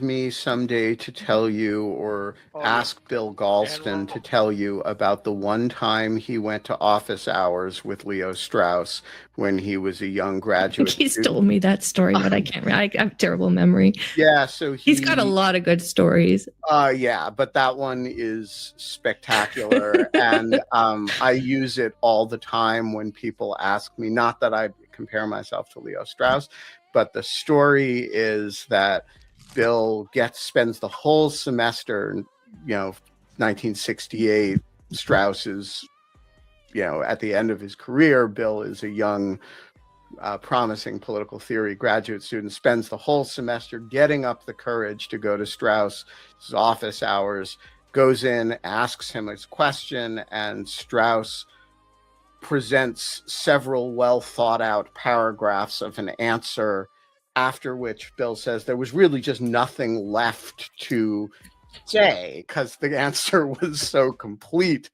And so Bill had to sort of figure out how to extricate himself because there was no, there was no, it was done. So he said, well, I suppose I should leave and let you get ready for class. And Strauss responds, it would be a bit late for that. And so whenever now somebody asks me, why do you, why do you speak without notes, or why do you, do you need time to, get ready for a presentation? I always try to respond, it would be a bit late for that. So that's my impersonation of Leo Strauss through Bill Galston. All right, let's get to the forget the broader Straussian movement. Who are the characters that you cover in this book? And let's start with Harry Jaffa and the Claremont Institute. Okay, so Harry Jaffa was this early student of Strauss's who. Hey, Brian, that's what happens when you stop going on CT's show. You just automatically mature. So, that's what happens. Who studied, Strauss was mostly focused on ancient books when he did his weird esoteric readings of them. Jaffa took those insights and that sort of mode of engagement and applied it to the American tradition, and especially focusing on Abraham Lincoln. And so his second book, his first one was on like Aquinas, I think, or Aristotle. But he wrote about the Lincoln-Douglas debates. And I don't know how long those debates run, maybe if you print out the whole series, but he wrote a book called The Crisis of the House Divided that really took those debates seriously as like this philosophic manuscript and political, sort of this high point of political and philosophical debate, which they are. I mean, it's a really wonderful book, and he treats it very seriously, sort of getting to the core of the debates there, then, and how they contain this sort of seed of these big philosophical questions, right? About majoritarianism versus sort of principle. And he elevates Lincoln in this book. And historians loved this book because it sort of changed the discussion of Lincoln and got at the philosophical sort of decency of Lincoln and the kind of incredible perceptiveness he had, and the hard line moral perceptivity that is there in Lincoln.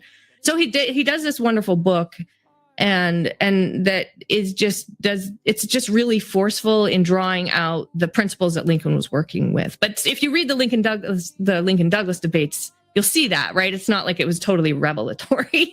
And it's a pretty weird Straussian book too. I don't know if anyone here has read it.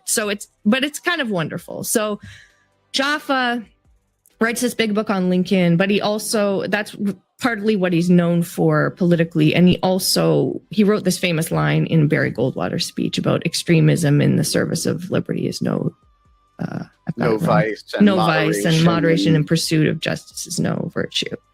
Something like that. And so he had these big moments early on in his career. He got a job at the Claremont Men's College, it was then called. Now it's Claremont McKenna College. And he had students there who then started the Claremont Institute, sort of inspired by especially the Lincoln stuff, just his attention that he paid to the founders and the Declaration of Independence and all of that. So the Claremont Institute, the mission is to restore the principles of the American founding.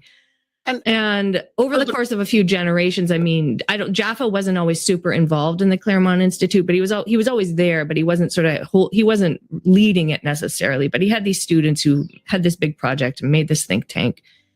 And so they're important because that was the first place or one of the fellows at the Claremont Institute who had been a student of Jaffa's, or at least a sort of underling while Jaffa was late in life there. And I think a friend of Jaffa's, Michael Anton, was the first person to really give a full.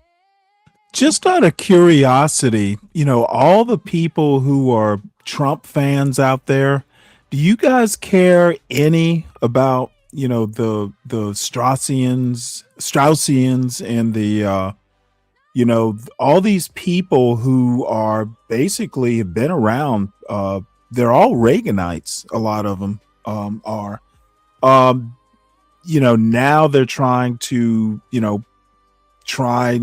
put some shine on the MAGA movement. Do you all care about any of this stuff, or is it just, what Trump says is pretty much the extent of it? I'm curious to know. Full-fledged intellectual defense of Trumpism in 2016, and so he's one of the main characters in my book is Anton and some of these other people at the Claremont Institute who also published that defense. Charles Kessler runs their big journal, and so they got in on that very early, and then it became kind of someone called it a nerve center for Trumpism, and the story sort of unfolds from those moments. Okay, I have to pull a couple threads here because this is all fascinating for me. So I'll try to do as much explanation of the question while I'm doing it for people who aren't as familiar with this milieu. But Jaffa writes 2 books about Lincoln. And I think in the second one, A New Birth of Freedom, he makes an almost tossed off line that the only way to understand the Constitution of the United States is if we look at the frame of the document as the Declaration of Independence. And he starts a movement that becomes popular in some originalist circles, that we need to treat the Declaration with as much reverence as we do the Constitution in sussing out what the American idea is all about. And from that perspective, that's a strange thing. There's the 2 documents were written for 2 different reasons.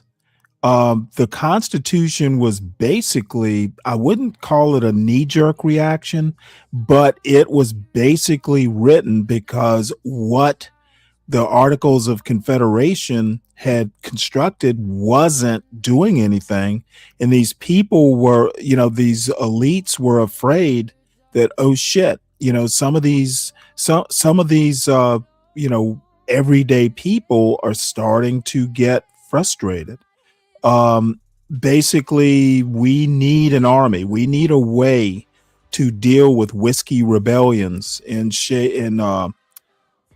Shays rebellions, those sorts of things. They're 2 different purposes. Don't know. I guess I should read Jaffa if I want to know why he would think that. I always thought of the West Coast Straussians as a more liberal or left-leaning strand. Oh, by the way, the West Coast Straussians are basically obsessed with the founding. If they had their way, we'd go back to the original Constitution. Of the intellectual right that developed, in the years after Bloom publishes The Closing of the American Mind. And I'm really curious if you could speak to how do we get from an institute whose intellectual godfather really focused on the need for equality in viewing American law and very much reveres Lincoln in the great emancipator model. How do we get from an institution based on his teachings to one of his students, Michael Anton, writing what becomes the Trumpian cri de coeur, the Flight 93 election, where he basically goes for a full-throated defense of defending a presidential candidate, Donald Trump, who really has nothing in common with Jaffa's views whatsoever. Yeah. So and that's probably like the subject of your whole book, so I apologize. No, it's the subject of the first few chapters, because the Claremont group is like one little corner of it. And that's the way you just framed it is excellent and very helpful, because I do talk quite a bit about how they've turned their back on Jaffa in some respects, but also how there is a real continuity from Jaffa's mode of thinking to, like, I think it's kind of they've betrayed Jaffa while also being true to certain aspects of Jaffa's thought.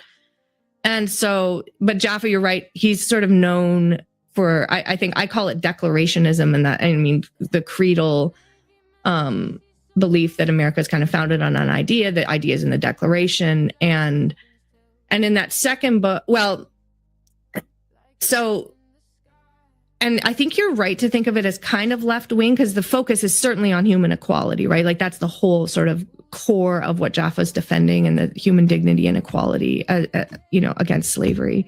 But it's a very pasty white guy vision. Well, of Jaffa's human equality. isn't. Jaffa sort of and sort of not. Jaffa's isn't. I think Jaffa was not a bigot in that way. He was a bigot in other ways, but I think that it's right to focus on that. And the conservatives at the time, he clashed. He was a very feisty man. He clashed with other conservatives about this. They hated him. The paleo conservatives, or they were, before there were paleos, like Wilmore Kendall. There are these awesome debates with all these people who were more in the kind of, we would call it blood and soil conservatism, but they were it was more the agrarian Southerners and stuff like that. Who believed in a more sort of particularist, grounded, racist or what have you, but sort of community-based, communitarian kind of style of conservatism. Jaffa was their enemies because he was all about the universal principles. And so there are these fiery debates that happened between these, leading intellectuals of the time and Harry Jaffa. And they pinned him down exactly for that, for his belief in equality that they thought would lead to a kind of Caesarism and excess democracy. And so they called him out on that early on. And he held fast, right? He was so hardcore devoted to those principles in the Declaration. He called, and this is, I think, where it turns a little fanatical. I mean, I like the Declaration of Independence too. I like that whole style of originalism that appeals to principles rather than text. Like, there's a lot there that we could talk about. But he called the American founding the best possible regime, right? Like that it was basically like infallible political perfection to the extent that you could have it in that second book. And so I think that's insane, right? Who knows, right? It's an amazing thing that happened, that they were able to found this country, but it was also really messy, really ugly in a lot of ways. And Jaffa's whole world didn't have much space for that. And he also turns Lincoln into this kind of like philosopher king, but Lincoln had to lead a war, right? And he had to make a ton of compromises, and he wasn't, there's nobody I admire more than Abraham Lincoln, partly because he was willing to do that. And I don't know how, right? A statesman can make those hard decisions.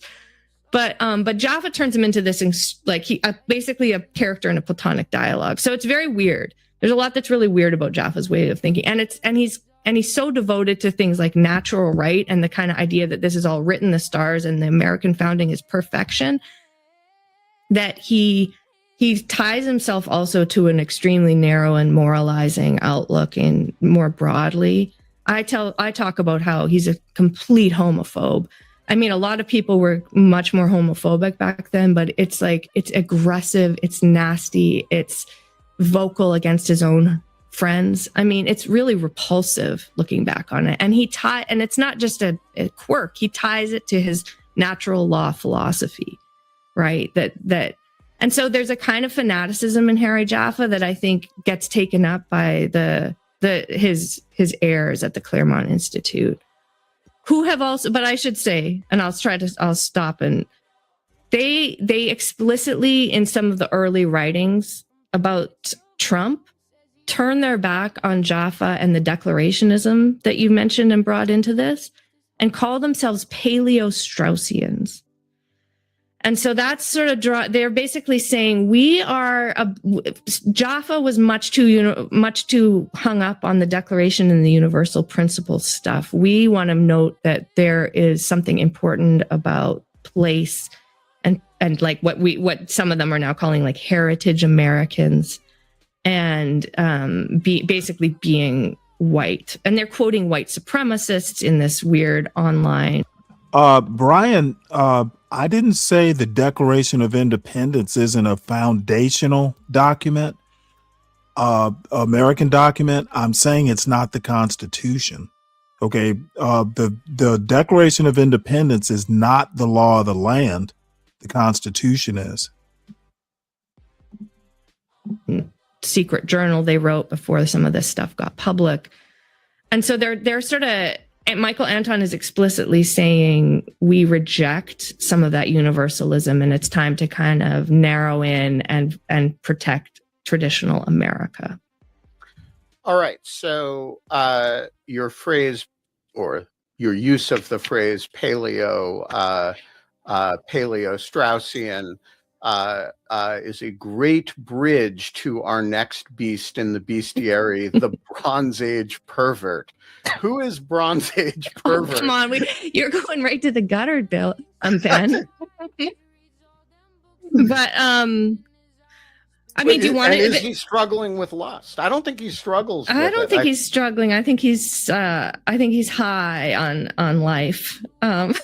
And lust. One follow-up question before we get to Bronze Age pervert, and I don't think the answer will be nearly as long to divert us from contain ultimately storming into that gutter. So how do you get from Leo Strauss is a German Jewish refugee who's writing about, ancient Greece and ancient Jerusalem and comparing the various philosophical trends that come out of that. He flees Nazi Germany. He comes to the United States as part of this wave New of School for Social Research, no less. Yes, and ultimately University of Chicago, and he's part of this wave of religious minority refugees who are very much not of traditional American stock. How do you get from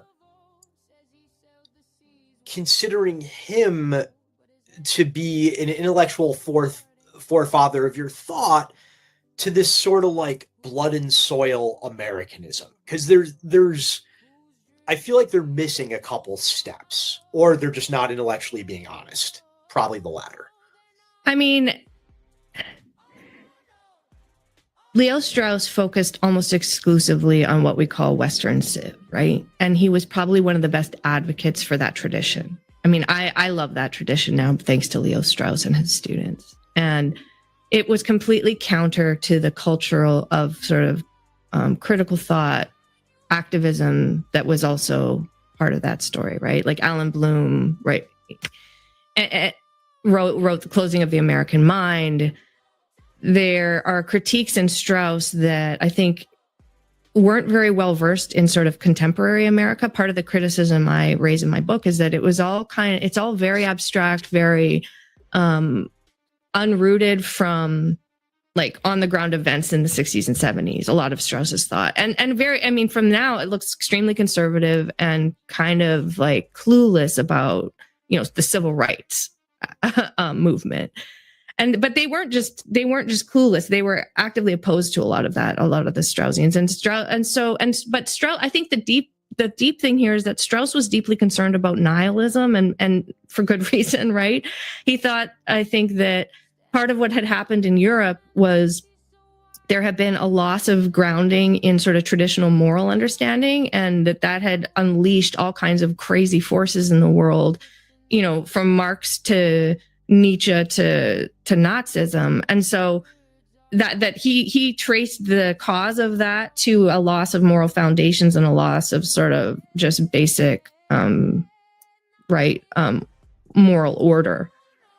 And so for him, I think it was probably a deliberate choice to, I mean, that's where you get into these complicated questions about philosophy and the history of like modernity. But he sort of said, we need to restore some of these ancient virtue ethics styles of thinking. We have to be really respectful of monotheistic religions. But it was all sort of couched in this one mode of thinking that was still kind of narrow in and didn't care at all about all the questions that a lot of Americans cared about in academia at the time. So there is this kind of way in which it supercharged the Western civ dynamic, and then Jaffa comes in and supercharges that with an American patriotic jingoism, trace it back to the founding. And so you get that kind of bubbling up together, and I don't think it's that hard to see how it, over the course of generations of sort of shittier and shittier students, it turns into something really crass.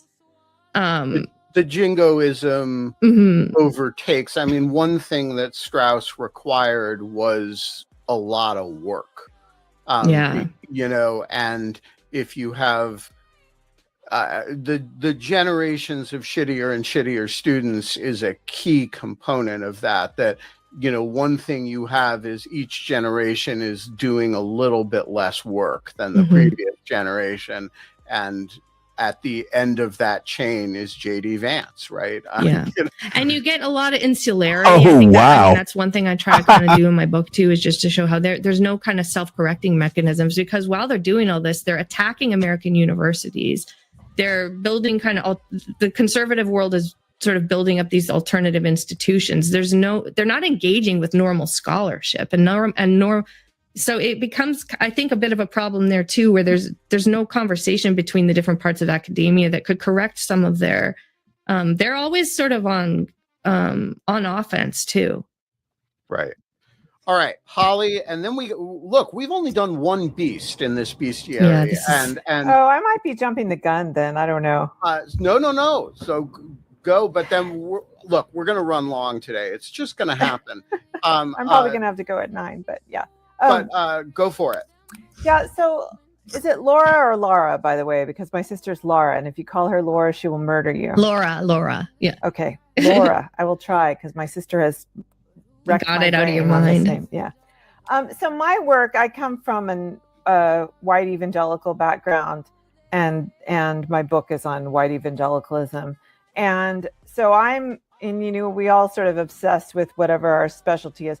So when I look at Trumpism, I really see, a clear line from not just recent, what's called Christian nationalism, but going way, way back into the white evangelical movement and some of the ideas there.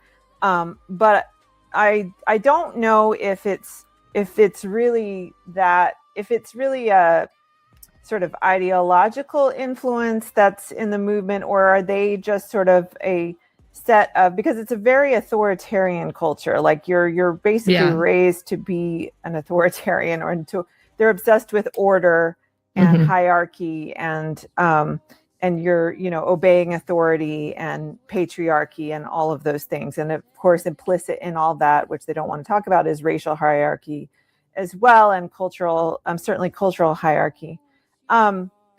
So I don't know if it's that their ideas are actually sort of in this intellectual mix and belief system mix that is this movement, or if they are just a very convenient, large, as part of the electorate, they're a disproportionately large pool of authoritarian-minded voters that can be easily manipulated and exploited. Yeah, so where all of that stuff is laced through the whole book, what is the beast that you see that authoritarianism and the sort of Christian nationalist ideology coming into the picture through, or the beasts? Yeah, I mean, I think that it's I think that the people I'm talking about, I think it's sort of the latter in terms of your question, that the evangelical world isn't the same world. And the people I'm talking about, it's more like I'm talking about the people who sort of National Review people, right? The old sort of establishment, William F. Buckley crowd, the kind of the intellectual leaders of the Heritage Foundation, those are the people I'm talking about, is that kind of class of intellectuals. And that's where there are continuities. There are people who were fringe in that world, or who were constantly making these kinds of arguments. That's where there's been a tremendous shift, where it used to be led by kind of the Reagan fusionist types. And now many of those institutions, not all of them, have been taken over by the MAGA ideology. And you can I do in the book trace it out quite, just clearly and analytically. There's a big shift in the ideas people where it gets, and I think that in some ways what you're describing, I say they're playing catch up with some of that cultural stuff, like the misogyny and a lot of the things that are sort of baked into some of these subcultures and the GOP base. The ideas people were formerly kind of keeping some of that stuff at bay while also, playing with it. And now it's flipped where these guys, the people who are now leading the ideological side of things, they're sort of an engine for a lot of those authoritarian ideas. So for the bestiary, there's authoritarianism. They're all kind of moving in that direction. The Christianity, I have my concluding chapter is about Christianity and Christian nationalism, because I knew I had to because it's so important to Trumpism overall. I tried to address how it all fits in there. And these guys, a lot of the Claremont style people will talk about the founding as a Christian founding. And so those are older arguments that are, of course, very prevalent. So they use a lot of those arguments. There's a Catholic dimension, and then some like Yoram Hazony, who's the leader of the National Conservative Movement, has advocated for Christian nationalism, even though he's Israeli. But he basically thinks that a nation has to be pretty homogenous, right? It has to have one language, one religion, and he's willing to sacrifice his own, people in a way. Stephen Miller's kind of in that camp too, I think. In the willing to, well, like Stephen he's Miller, Jewish. Is he Jewish? Right. Yeah, okay. Yeah, exactly. So they're like, well, Family of we'll take the Holocaust hit. survivors. We'll take the hit, right? To preserve the American nation. And Stephen Wolfe is by far the most prominent person who's an outright Christian nationalist in my world. And so he has he's featured a bit in that final chapter, but he's a Calvinist, right? So he's also kind of an outlier and is more in the Doug Wilson camp. So that kind of comes up too in that final chapter. So let's do a kind of. Do you want me to do the overview of the book and who's featured in which chapter? Let's do the bestiary roundup. Okay. Yeah, because we don't have much time and then we can keep going. Okay, so the opening chapter is sort of my way into it is this Straussian world. So there's Jaffa and Leo Strauss and Alan Bloom. And then the second chapter is Michael Anton and some of these current early agitators for Trump. And so that's kind of an introduction to Anton is the featured person there. He's pretty weird. And Gladden Papin is the Catholic representative in that chapter who was part of this early ferment. And then Julius Krein, who I use as a kind of, he took the off ramp. He's somebody who... He's a super interesting character. Yeah, super interesting. And he disavowed Trump after Charlottesville. So then I talk about Patrick Deneen, very important, wrote Why Liberalism Failed, and he's sort of the introduction to the post-liberal group. Then there's Yoram Hazony, who's the NatCon leader, this Jewish Israeli-American political theorist and activist. And the Chris DeMuth is in that chapter too, and I think Peter Thiel pops up there too for the NatCons. So there's a bit of that. And Chris DeMuth, by the way, whom I know and who I used to think extremely highly of, who was the head of AEI for many years and couldn't have been more mainstream, a conservative,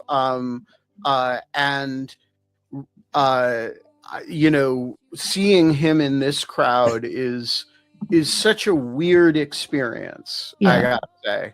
Yeah, I think a lot of people have felt that way and have said that. Anyone who I know who knows those circles is just shocked. But he's like, he has openly disavowed declarationism. No, I have no doubt of his, but there are people in your book who it does not hit close to home. because I don't know anybody. I don't know Michael Anton. I don't know anybody like Michael Anton, right? I certainly don't know anybody like Bronze Age Pervert. But then there are people in that book, like I know You know them. Vermeule. I have sat on a beach with Adrian Vermeule, and and we have many close friends in common. I know Chris DeMuth. I have had dinner with Chris DeMuth relatively recently, you know, at the home of a mutual friend. There is this quality of Invasion of the Body Snatchers or Rhinoceros, right, where people who you know and you think of as I don't know if quite bulwarks, but like these are not the people who are going to turn into rhinoceroses who are suddenly like sprouting horns. And it like the Chris DeMuth thing hurts, I gotta say. Mm-hmm. And I think partly sorry. So is DeMuth the one you did the podcast series with the first Trump administration? No. Whose argument basically came down to this is my tribe and it's where I belong. No, that was my former. So that is a former Brookings scholar who does not map onto any of the categories that Laura is describing. He's more of a foreign policy guy. And I don't think that's, I think he's an exogenous creature to any of this, frankly. Sorry, you were saying, Laura. Oh, I mean, it doesn't matter. Do you want me to keep going on? Yeah, keep okay. going. Okay. So the next chapter is like the real bestiary where Bronze Age Pervert pops up. It's sort of this descent chapter into the hard right, which is Curtis Yarvin. Michael Anton sort of it leads us in there, and Bannon, and Stephen Miller, and sort of some of the nastier characters, many of whom have Strauss PhDs where they wrote about Strauss, or like 4 or 5 of them, maybe 3 or 4. I don't want to exaggerate. So that's that. And then there's a January 6th chapter with John Eastman and the Claremont crew again. And then there's Hillsdale College and Patriotic Education chapter. There's a Chris Rufo chapter, which is more about the activism that's followed after January 7th. And then in the years following the early years of the Biden administration. And then there's a Vermeule chapter, sort of follow up to the early Deneen chapter, which is again about post-liberalism, but about the constitutional dimensions of it. And Catholic integralism gets a hearing in that chapter. And there's a lot about Carl Schmitt in there too, because Vermeule's a big Schmitt guy. And then there's the second bestiary chapter, which is a follow-up on the BAP chapter, which is the end of men. And there's a Tucker Carlson moment, and this guy, Raw Egg Nationalist, who you'll see, responding to JD's tweets on, and just this perverse person who's kind of a Dugan guy. And then there's the Christian nationalism chapter. So help us bring all this together.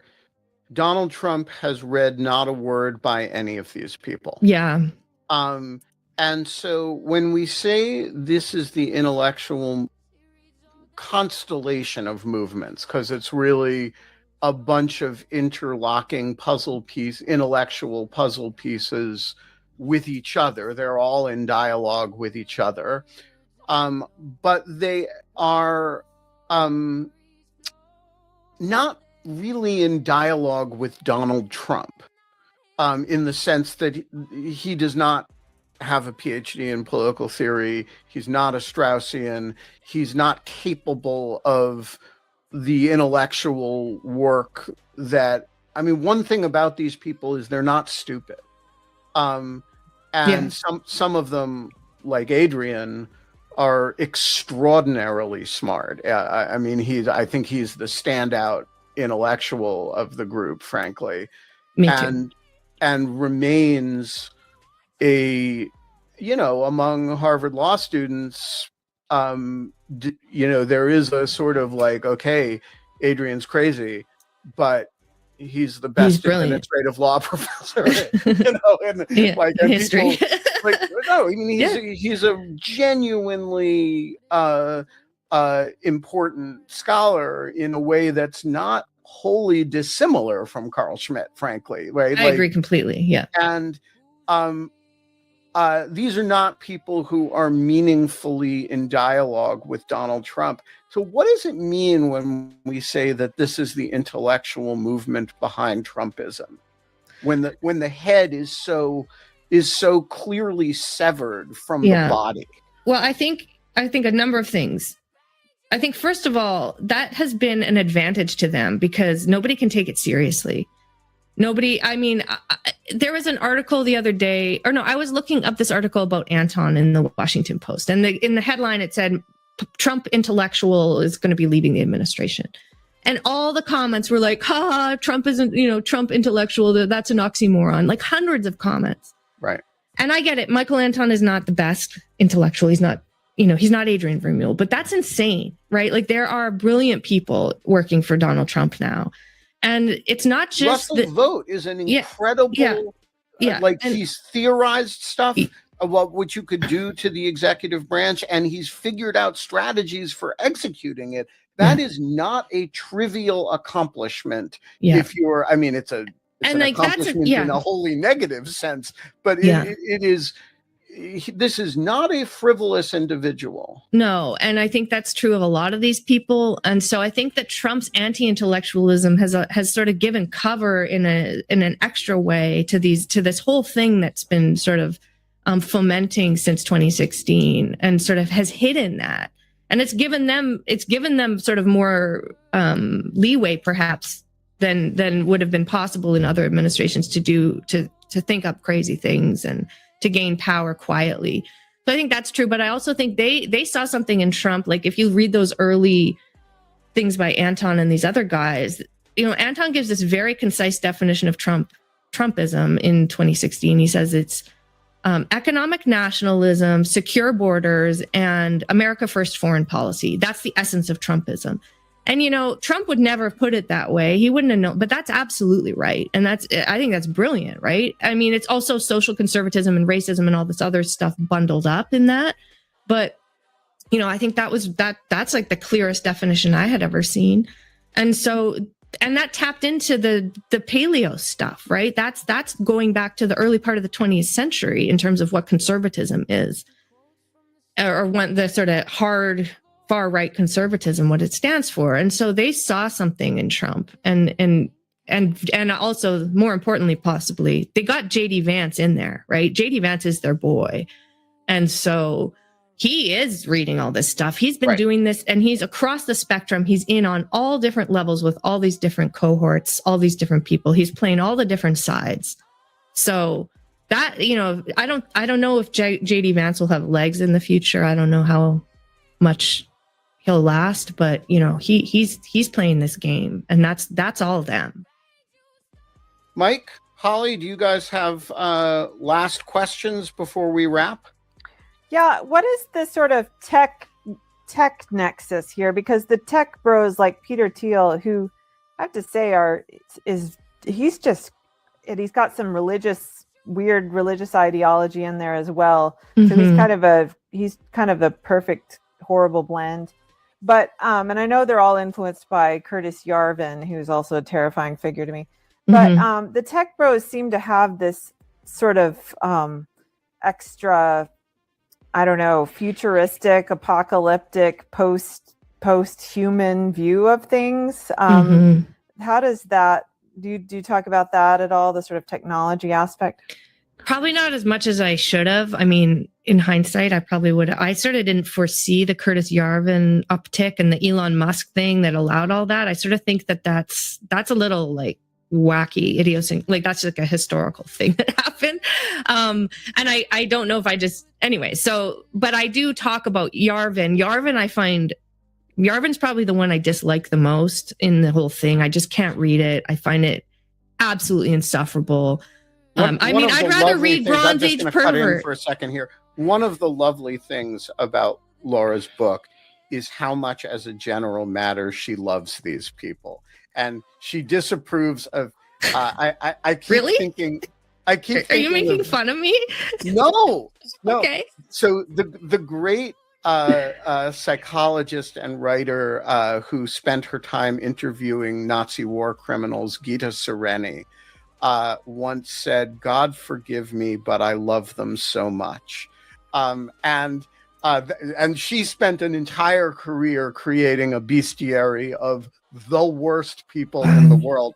And Laura's book reminds me a little bit of this, just in the sense that not that these people are Nazis, though some of them are, but in the sense that the depth of engagement with their thought is extreme, and there is a quality of it's morbid fascination, it's love, it's something That's when true. you sort of when you get the sense that you've really figured something out and how someone's theory is put together, and it does, I don't know, it gives you like an energy, I think, even if they're terrible and the ideas are terrible. I feel like, anyway, that's my experience. Maybe that's what you're talking about. No, I mean, there's something a little twisted about it too. But I mean, I grant that. I mean, I'm a very sunny, happy person, like optimistic, like kind of, I think my friends would say I'm kind, like, you know, my kids, it's all nice. Like I got a pretty good, solid, wholesome life here. But I am attracted to this crazy stuff. I mean, I wrote my dissertation on Nietzsche and Rousseau, who are pretty weird. I know that's part of, I mean, I'm just like totally, I've got a fascist streak in my soul, you know, just an authoritarian, you know, lust, I guess we'll say. I struggle with lust for that. Like I feel it, you know? So I am, but anyway, but Curtis Yarvin, no, I think he's an idiot and I can't stand reading him. And so I gave him short shrift in the book because I couldn't believe, and I hate the tech world. Like I'm a bit that way. I just can't believe that people take this shit seriously.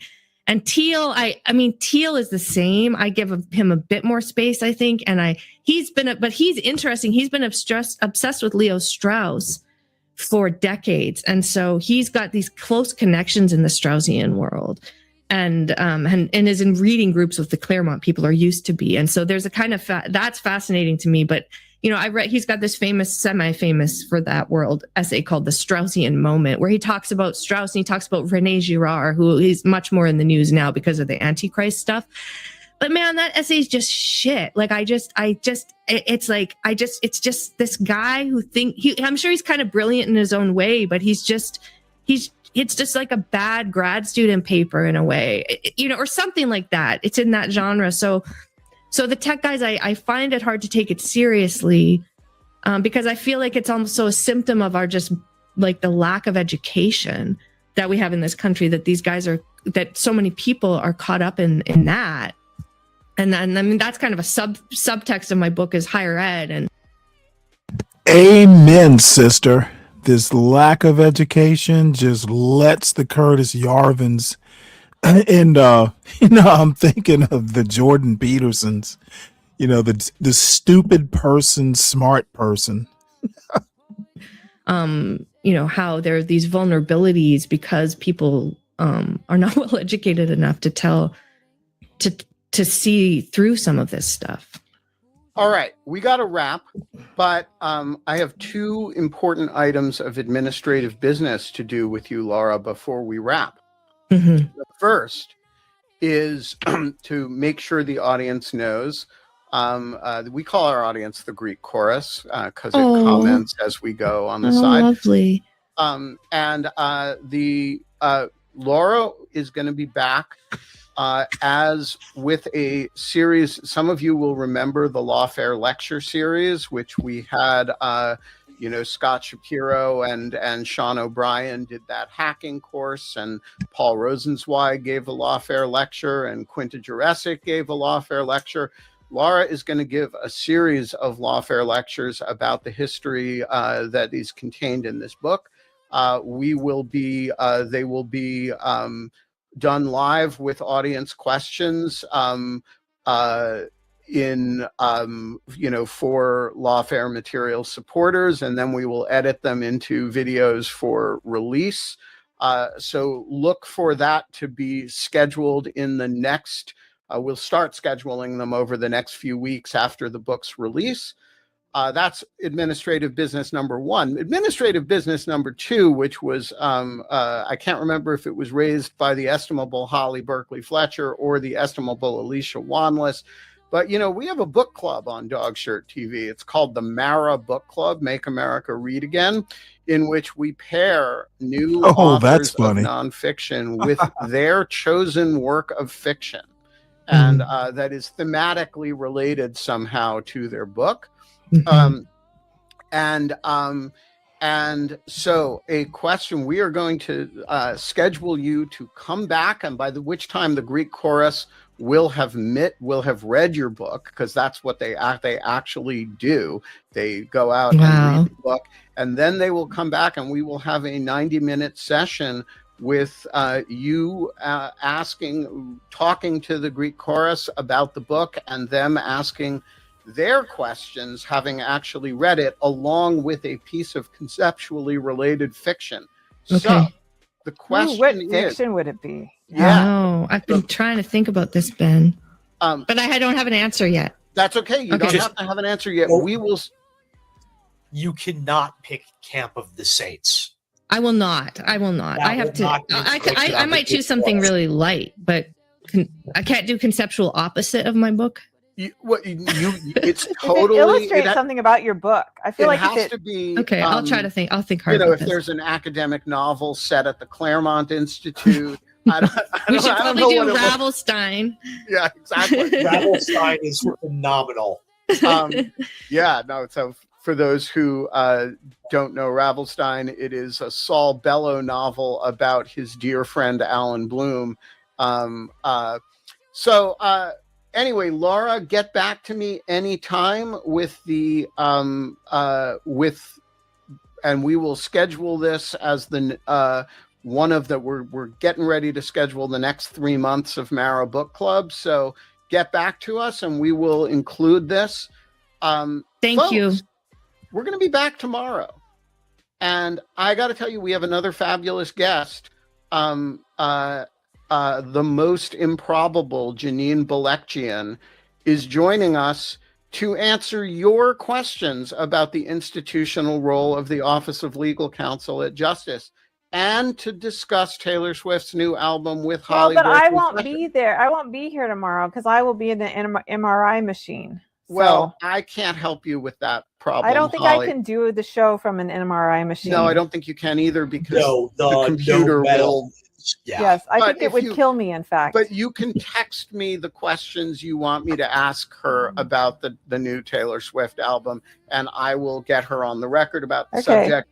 Janine, I just want to tell you guys in advance, she is not going to be discussing any particular opinion, particularly, and she's not going to be, issuing denunciations of her former colleagues. She is going to be talking about the matter that we raised yesterday, which is what is the institutional role of OLC. Sane and that washing. is, what's that? Sane washing the inexcusable. No. I don't think she's going to be sane washing anything. I think No, she's I'm going just to- saying that's OLC's current role. I will ask her about that particular question. Folks, we're 9 minutes over. I don't usually go over, as you know, but sometimes it happens. And when it happens, I do it without apology. We're going to be back tomorrow. It's going to be fabulous. And you should join us. Thanks for joining, everybody. I'm All right. Well, I think that might wrap it up for me. I'm at 4 hours, and it is time for me to go make something for dinner because I did not eat lunch. So I will be back around 1:30 tomorrow. Maybe I'll actually be on at 1:30 tomorrow. Glad to see a few folks I don't often see around here. Lupin and some other folks. So by the way, everyone make sure you hit the like button. And if you are new, please make sure you subscribe and check us out.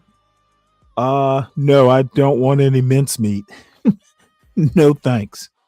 What was I gonna say?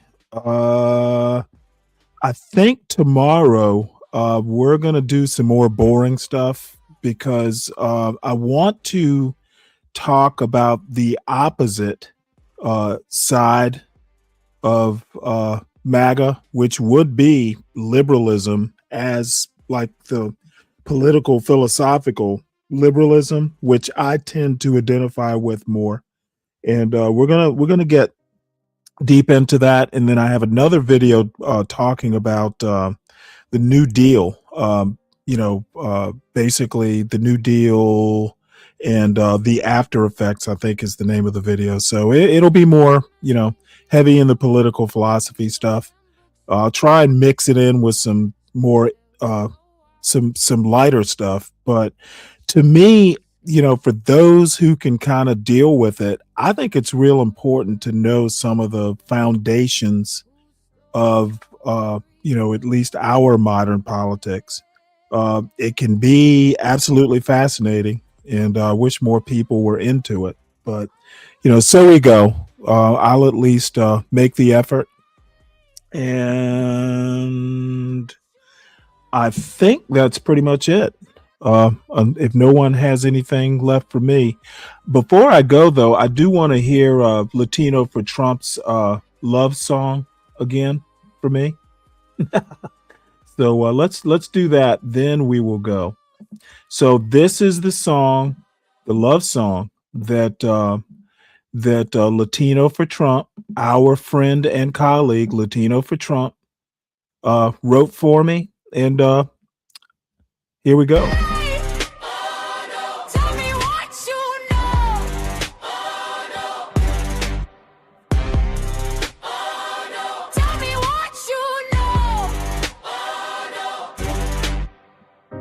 He quotes from the stars, from poets of old. Says he sailed the seas where the tales unfold. But his hands ain't calloused, his heart ain't bold.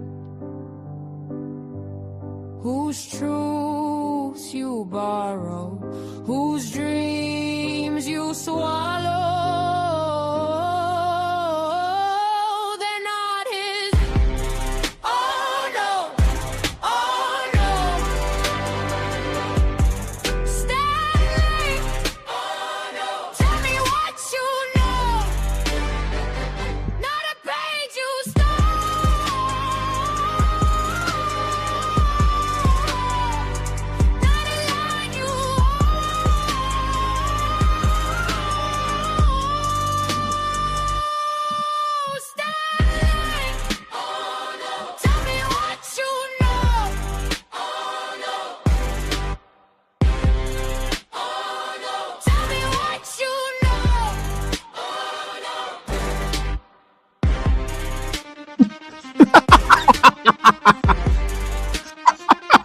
This sounds like an ABBA song.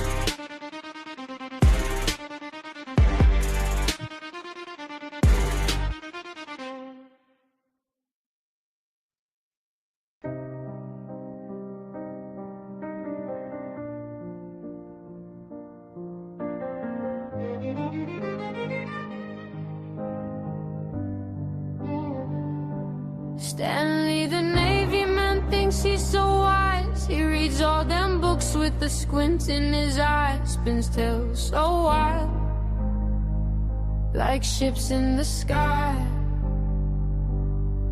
But whose words are those? Whose stories flow? They're not his. Oh no, oh no.